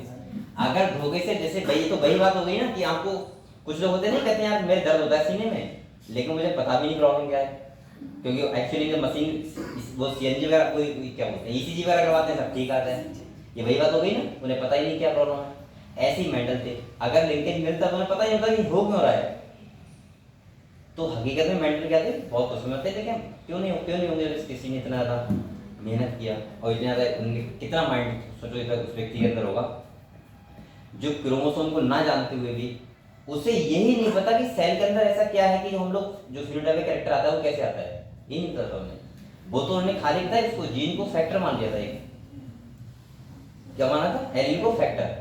उन्होंने मान लिया कुछ ऐसा है जो सेल के अंदर कुछ चला रहा है। और सोचो इतने अच्छे एक्सपेरिमेंट दिए, अगर आपने जेनेटिक्स बहुत अच्छे से पढ़ा है तो मुझे लगता है कि आप लोग हर एक क्वेश्चन के आंसर दे सकते हो इस वाले टाइप के ना, कि कैरेक्टर कैसे ट्रांसफर होंगे कैसे नहीं होंगे।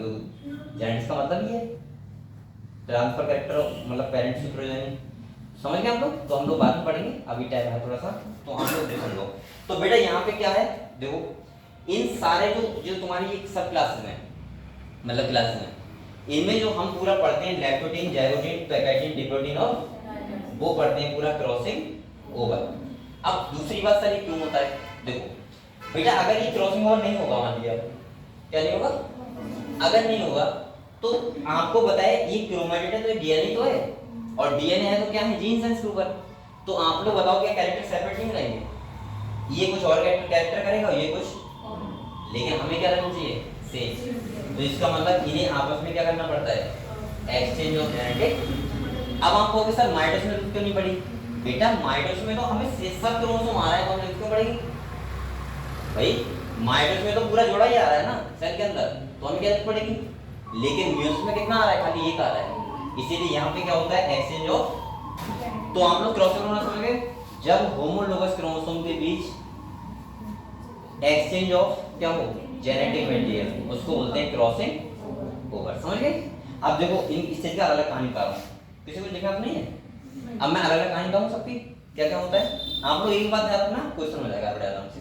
देखो चलो इसे मिटा दे रहा हूँ, ठीक है, मिटा दो उसको, ठीक है बेटा। आप लोग यहाँ पे देखो, जैसे देखो अगर माइटोसिस की बात करें तो वहां पर प्रोफेज में क्या होता था बताओ, खाली क्रोमोसोम बनते थे, प्रोफेज में क्या होता है, क्रोमोसोम बनते थे। ये काम इसका होता है यहाँ पे इलेक्ट्रोटीन, क्रोमैटिन से क्या बन जाते हैं, क्रोमस, मैं शॉर्ट में लिख रहा हूँ, क्रोमैटिन से क्या बन जाते हैं बेटा, और वो कहाँ बनते हैं बताओ, लैक्टोटीन। जो जाइगोटीन होता है, जाइगोटीन यहाँ मैं बोल सकता हूँ, ये जो क्रोमोसोम बने हैं ये पेयरिंग करना स्टार्ट कर देते हैं, क्या करना, पेयरिंग। पेयरिंग का मतलब होता है होमोलोगस क्रोमोसोम बनना स्टार्ट हो जाता है, ठीक है। तो पेयरिंग को हम लोग क्या बोलते हैं बेटा, होमोलोगस।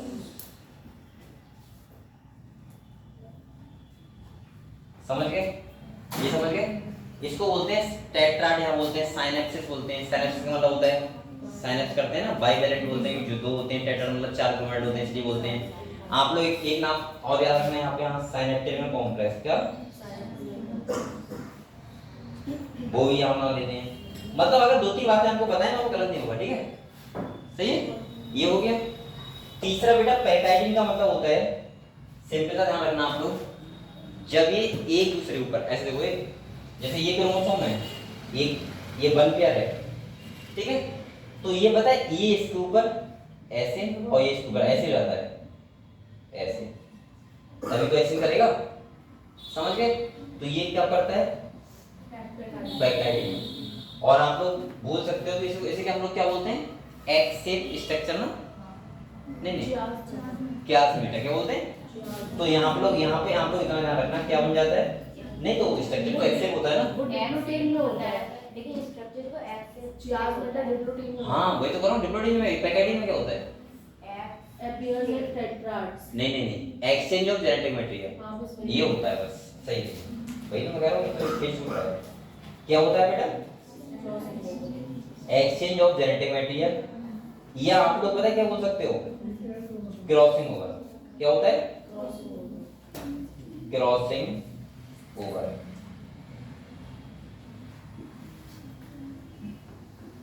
समझ गए? और एक बार बताओ मुझे, डिप्लोडीन जब क्रॉसिंग ओवर हो जाता है तो ये दूर दूर होते हैं ना थोड़े से, तो यहाँ पे तुम्हें दिखता है एक्स शेप स्ट्रक्चर। क्या दिखता है, एक्स शेप स्ट्रक्चर, और जिसे क्या बोलते हैं, क्यास्मेटा। समझ गए? और ये समझ गए? और इसके बाद जो डाइगेनेस होता है उसमें क्या होता है, टर्मिनेशन होता है, यानी कि डिस्टॉर्शन होता है किसका, होमोलोगस क्रोमोसोम का। क्योंकि बेटा आप लोग बताओ, क्योंकि अब हो गया ना क्रॉसिंग ओवर हो गया, अब ये अलग हो जाएंगे, तो इसका मतलब मैं ऐसे बोल सकता हूँ यहाँ पे क्या होता है, टर्मिनेशन लिख रहा हूँ, कोई दिक्कत नहीं है, टर्मिनेशन ऑफ, ये आप ऐसे बोल सकते हैं, अरे मैं ऐसे साफ साफ बोल रहा हूँ आपको, होमोलोगस क्रोमोसोम सेपरेट हो जाते हैं, ठीक है? तो सिंपल भाषा में ये लिखो, separate of homologous chromosome, separate of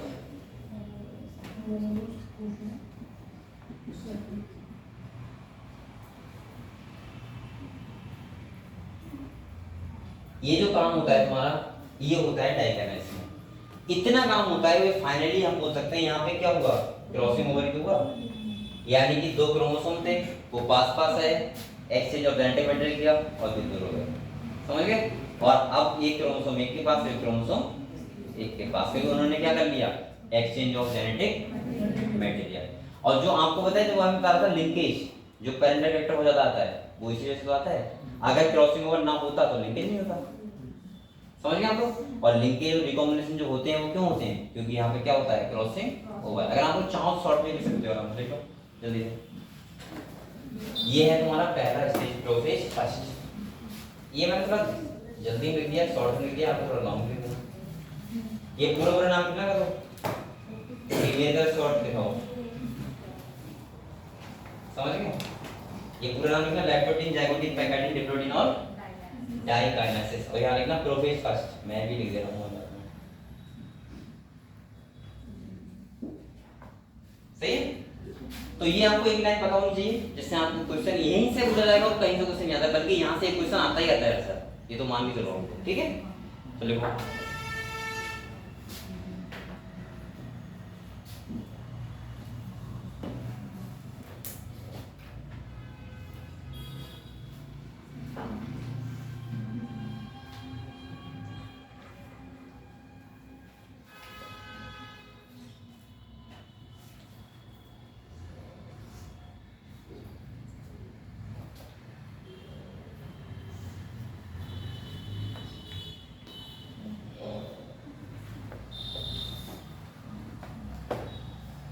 ये चैप्टर पता है बहुत बच्चों को बहुत कठिन लगता है, ये समझ नहीं आया, और ये समझ आ गया तो इससे ज़्यादा आसान कोई चैप्टर नहीं है।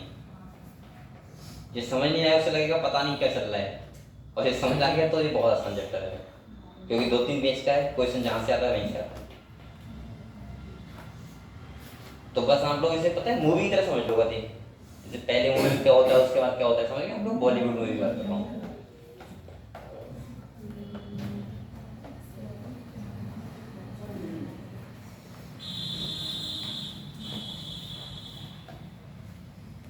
गर्मी लग रही है आप लोगों को? नहीं लग रही है? आप लोग लगता है देखो हर जगह पॉजिटिव समझ रहा हूँ, नेगेटिव नहीं समझते हो। अभी लाइट नहीं, सोच लो कि पसीना आना जरूरी है बॉडी के लिए, है ना? और एक बार पसीना आना चाहिए पूरे दिन में। अब आप लोग कितने लोग होंगे जो एक्सरसाइज नहीं करते हैं? कभी भी ऐसा होगा पूरे दिन पसीना ही नहीं आया, दिक्कत नहीं जाएगी? हैं? अब तुम करती, सब तो नहीं करते, मैं तो नहीं कर रहा हूँ। इसके बाद ये भी नहीं करती है, करती हो एक्सरसाइज? एक्सरसाइज करती हो? सही बताओ, करती हो? करती हो? और ये तुम लोग इतने अवसर बच्चे हो फिर भी इतने काम करते हो, बताओ कहते हैं कमाल की बात है। और तुम लोग पीछे तो करता है, कुछ नहीं करते हो? करना चाहिए। अब ये मत कहना कि हम चारपाई में भी ऐसे करके एक्सरसाइज कर ली। उठ के थोड़ा सा हाथ पैर चलाने होते हैं।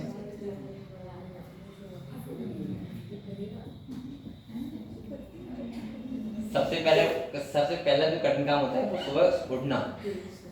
अगर आप उठ गए एक बार, सुनो, अगर आप लोग उठ गए और उठ के आपने एक्सरसाइज कर ली, तो जो सो रहे होंगे वो आपको इतने बड़े वाले गधे लगेंगे ना, ये कितने बड़े गधे सो रहे हैं, है ना बात? लेकिन मेरे साथ क्या होता है, मैं एक बार उठा लेकिन जब एक्सरसाइज करके आया तो नींद बहुत चाहिए फिर मुझे, दोबारा सो गया। तो मैंने कहा फिर क्या फायदा निकला भाई, तो और लेट भी हो गया कोचिंग के लिए साथ। अब सो गए अपने हाथ में, नींद ही नहीं आएगी तो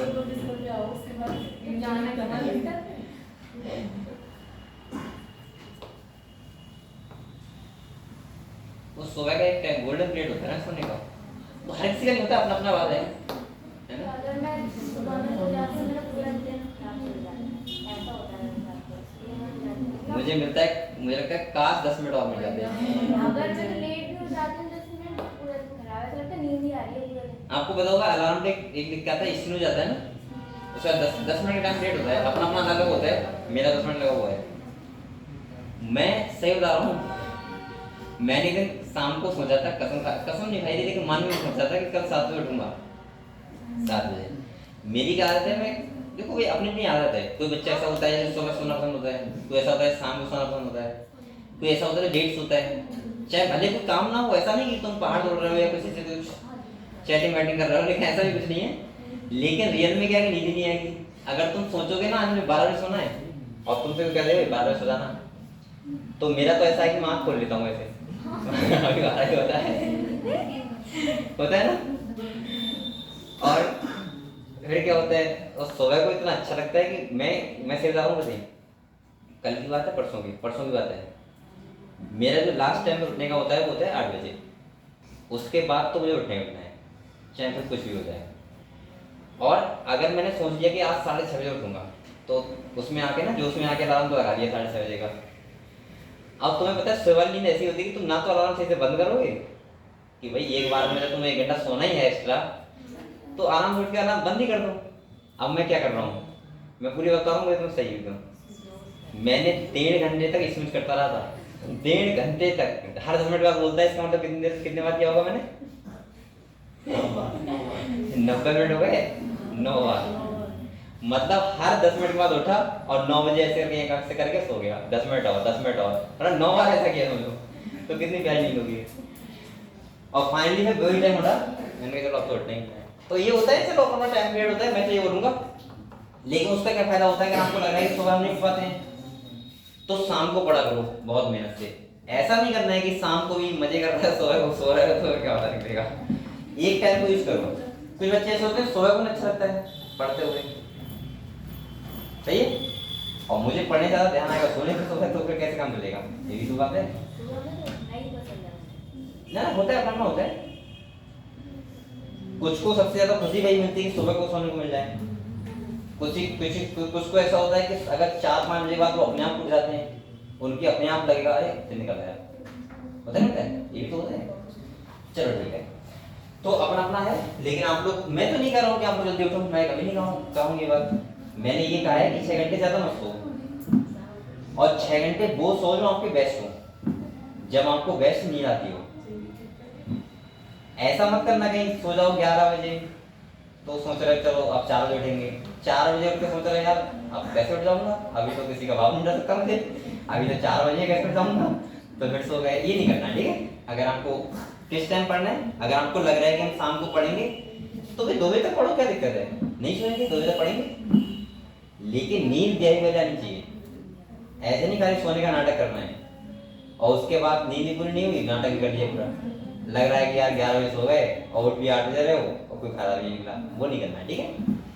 पूरी अच्छी वाली नींद देनी है। चलो सुनो, चलो बेटा, तो आप लोग पहले बताओ मुझे प्रोफाइल पर समझ गए आप लोग पूरी तरीके से? हमने क्या किया यहाँ पे, क्रोमोसोम, वो सॉरी क्रॉसिंग होगा और क्रोमोसोम बन गए।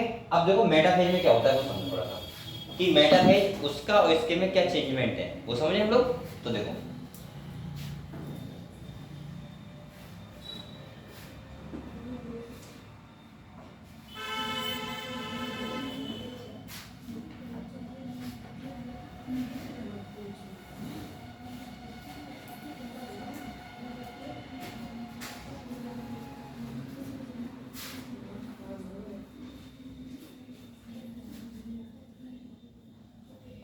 चलो देखते हैं। देखो मेटाफेज, अगर मैं इसकी बात करूं, मेटाफेज फर्स्ट की बात करूं, किसकी बात करूं? मैं, आप लोग कहानी समझ रहे हो पूरी? हम लोग प्रोफेज फर्स्ट कर लिए, ठीक है? क्रोमोसोम बन गए और साथ में क्या हो गया, क्रॉसिंग होगा, समझ गए? ये देखो प्रोफेज फर्स्ट की बात करूं मैं तो क्या क्या हुआ, G1 एसिड तो हो चुका है ना, यहाँ देखो G1 S और ये तो हो चुका। डीएनए कंटेंट 2C का कितना हो गया बेटा, 4C हो गया।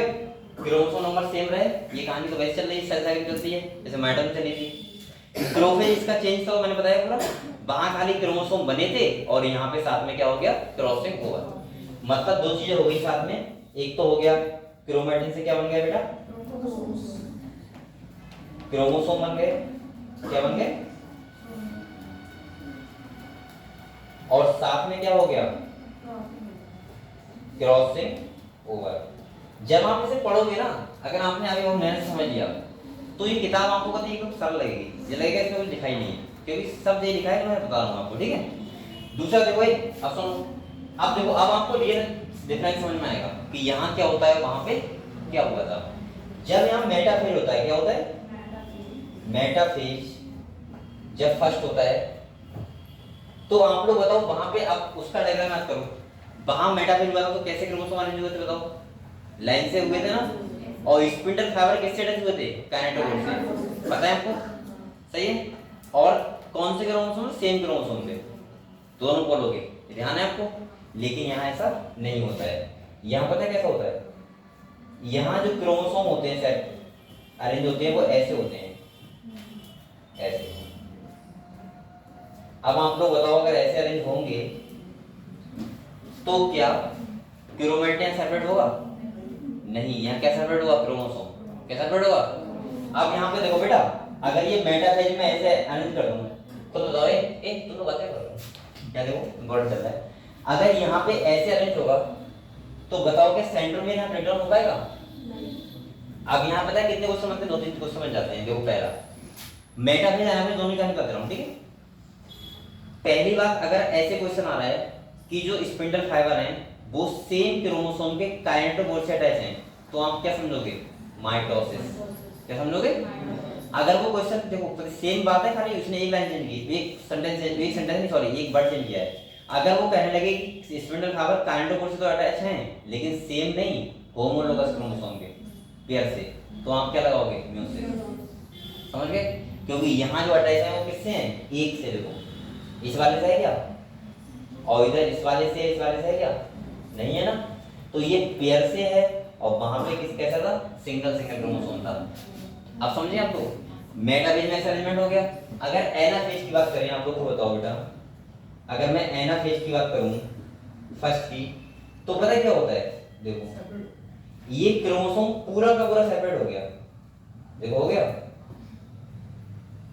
सेपरेट। अब वहां पे क्या होता, सुनो, वहां पे सेंट्रोमियर से क्रोमेट सेपरेट होते, लेकिन यहाँ क्या हुए, क्रोमोसोम सेपरेट। आप लोग बताओ अगर ऐसा हुआ है तो अगर मैं यहाँ से इसे डिवाइड कर दूं तो बताओ 4 से कितने रहेगा, 2। क्या हैप्लॉइड सेल नहीं बन गई? लेकिन आप लोग बताओ क्या डीएनए कंटेंट डबल है वो भी आधा हुआ है?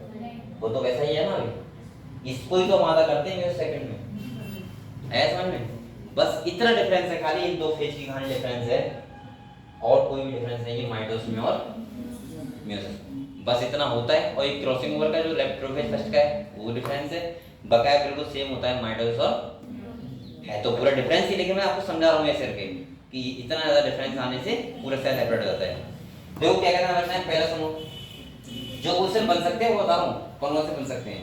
पहला बनाएगा वो कि यहाँ पे सेंट्रोमेर का ये ब्रेकडाउन नहीं होता है, तो कौन से वजह नहीं होता है, एनाफेज फर्स्ट में, समझ गए। दूसरा अगर वो कहने लगे बताओ होमोलोगस क्रोमोसोम सेपरेट होते हैं तो किसमें होते हैं, एनाफेज फर्स्ट में। अगर वो कहने लगे सेंटर में ब्रेकडाउन हो रहा है, क्रोमेट सेपरेट हो रहे हैं, तो खाली एनाफेज में यानी कि माइटोसिस में। अगर यहाँ पे क्या बोलेगा, होमोलोगस क्रोमोसोम सेपरेट, यहाँ क्रोमेट सेपरेट नहीं होते हैं। दूसरा यहाँ पे देखो इनका अरेंजमेंट कैसा है, और वहां पे आपने देखा था अरेंजमेंट कैसा था, बताओ ऐसा था, ये तो पता ही होगा आपको भी, ऐसा था। तो वहां ऐसे अटैच थे, और यहाँ से सेंटर में ब्रेकडाउन हुआ था, क्रोमेटिड क्या हुआ था, सेपरेट। लेकिन यहाँ पे ऐसा नहीं हो रहा है, यहाँ क्या सेपरेट हो रहा है, क्रोमोसोम। अब मुझे लग रहा है आपको समझ में आ गया है, तो इसका मतलब मेरे से यही तो है खेल पूरा। देखो क्रोमोसोम मैं यहाँ से अलग कर दूं, तो देखो सेल अभी इसके अंदर डीएनए में कितना 4 सी है ना, लेकिन क्रोमोसोम कितने हो गए, आधे। अब देखो क्रोमोसोम आधे के मतलब ऐसा होता है, मैं अभी आपको क्या करना नहीं वैसे, इसीलिए मैं आपको खाली समझा दे रहा हूँ, कल मैं फिर से एक पूरी कहानी कहूंगा, ठीक है, वैसी डायग्राम में। ये सेल मान लिया ऐसा हो गया, ये देखो, और अगर ऐसा हो गया तो आप लोग बताओ बेटा, ये ऐसे जाएंगे, ये बताओ आपको, ये ऐसे जाएंगे, और जब ये ऐसे जाएंगे तो आप लोग बताओ क्या यहाँ पे डीएनए के अंदर 4 सी नहीं है, और क्रोमोसोम कितने हो गए, आधे। यही तो खेल होता है म्यूसिस फर्स्ट का। अब आप लोग बताओ, अगर मैं इस वाले सेल को डिवाइड करूं फिर से, मैं सेकंड कर रहा हूं, तो आप लोग बताओ जो एस पेज में होता था वो पहले से होगा नहीं क्या, देखो डीएनए में पहले डबल है, हमें खाली इसको आधा करना है, बात खत्म, सेल कैसा हो जाएगा, हैप्लॉइड। ये होता है तुम्हारा म्यूसिस सेकंड, समझ गए। इसीलिए म्यूसिस सेकंड को, अब बताओ कि इनका अरेंजमेंट ऐसे होगा एनाफेज सेकंड में, नहीं मेटाफेज सेकंड में, नहीं वैसे ही होगा जैसे माइटोसिस हुआ था, क्योंकि अब तो हमें सेल हैप्लॉइड हो गया करो, अब तो हमें क्रोमेट सेपरेट करना है खाली, समझ गए। ये पूरा खेल है बस म्यूसिस फर्स्ट का, म्यूसिस इस चैप्टर में यही तो है खाली, हो क्या तो हुआ बेटा, अभी नहीं हुआ मुझे पता है ऊपर कौन समझ हो गया जब तक हम लोग कोई भी टॉपिक समझ ना लिया करो तरीके से, जब तक मैं बायोलॉजी पढ़ा रहा हूँ तब तक कर रहा हूँ, तो फिर आप लोग माना मत करो। मैं आपको ऐसे नहीं पढ़ाता हूँ कि आपको मैं कोई रटा रहा हूँ बात यहाँ पे, या फिर मैं आपको ये समझा रहा हूँ बेटा ये लाइन लिखी हुई देखो, मैं आपको यही बताता हूँ हर लाइन में कि ऐसा क्यों होता है। अगर आपको तो रीजन नहीं पता है तब तक आप उसको कैसे पहचान पाओगे ऐसा क्यों हो रहा है। और मुझे लगता है कि बायोलॉजी नहीं, कोई भी सब्जेक्ट सही बेटा, जिस दिन आपने ऐसे पढ़ना सीख लिया ना ये क्यों हो रहा है ऐसा, या आप लोग उसको समझना चाह रहे हो कि ऐसा क्यों होता है, तो आपको समझ लो फिर रटना नहीं पड़ेगा ना, आपको याद करना पड़ेगा। आप लोगों को एक सीक्वेंसर वे में वैसे ही याद कर रहा है पूरा, जैसे मैंने आपको अभी पढ़ा रहा हूँ, मैं आपको बताएगा कि लाइन में लिखा हुआ है नहीं ना, मैंने आपको हर बार में बताया कि ऐसा क्यों हो रहा है, क्योंकि सेल जब इतना बढ़ रहा है तो यहाँ पे कैसे, यहाँ पे क्यों हैप्लॉइड सेल बन रहा है, उसका रीजन क्या है, क्योंकि क्रोमोसोम ऐसे सेपरेट हो रहा है। तो आपको कोई भी लाइन याद करनी नहीं पड़ेगी, आप तो समझ जाओगे अपने आप से, समझे। हाँ कुछ बातें होती हैं जो आपको याद करनी पड़ती हैं और पढ़ सकती हैं, तो आप लोग एक बार इतना पढ़ाया ना उसको एक बार रिवाइज करो, ठीक है। ये अब मैं देखो मैं फिर से बनवाऊंगा, ठीक है, अच्छे से, ठीक है इसे। और मैं एक लेक्चर अभी सेल संडे को वॉल्यूम का पूरा कर दें, ठीक है, इसमें आपको कते अच्छे से पूरा फिट कर दूंगा, और जब आप इसके क्वेश्चन लगाओगे तो शायद ही क्वेश्चन होगा जो आपको गलत करो, वरना आपके सारे क्वेश्चन ठीक है, ठीक है। एक बार आप लोग याद कर लो थोड़ा सा, फिर इसके बाद आप लोग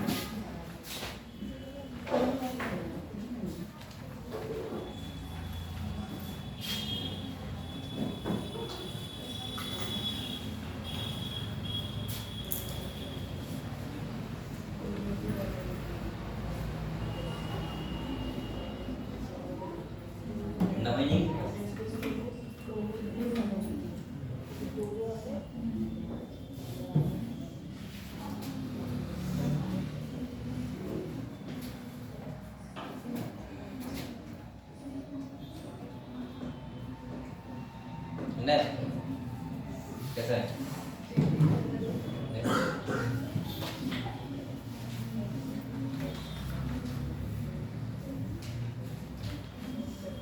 बेटा ठीक है।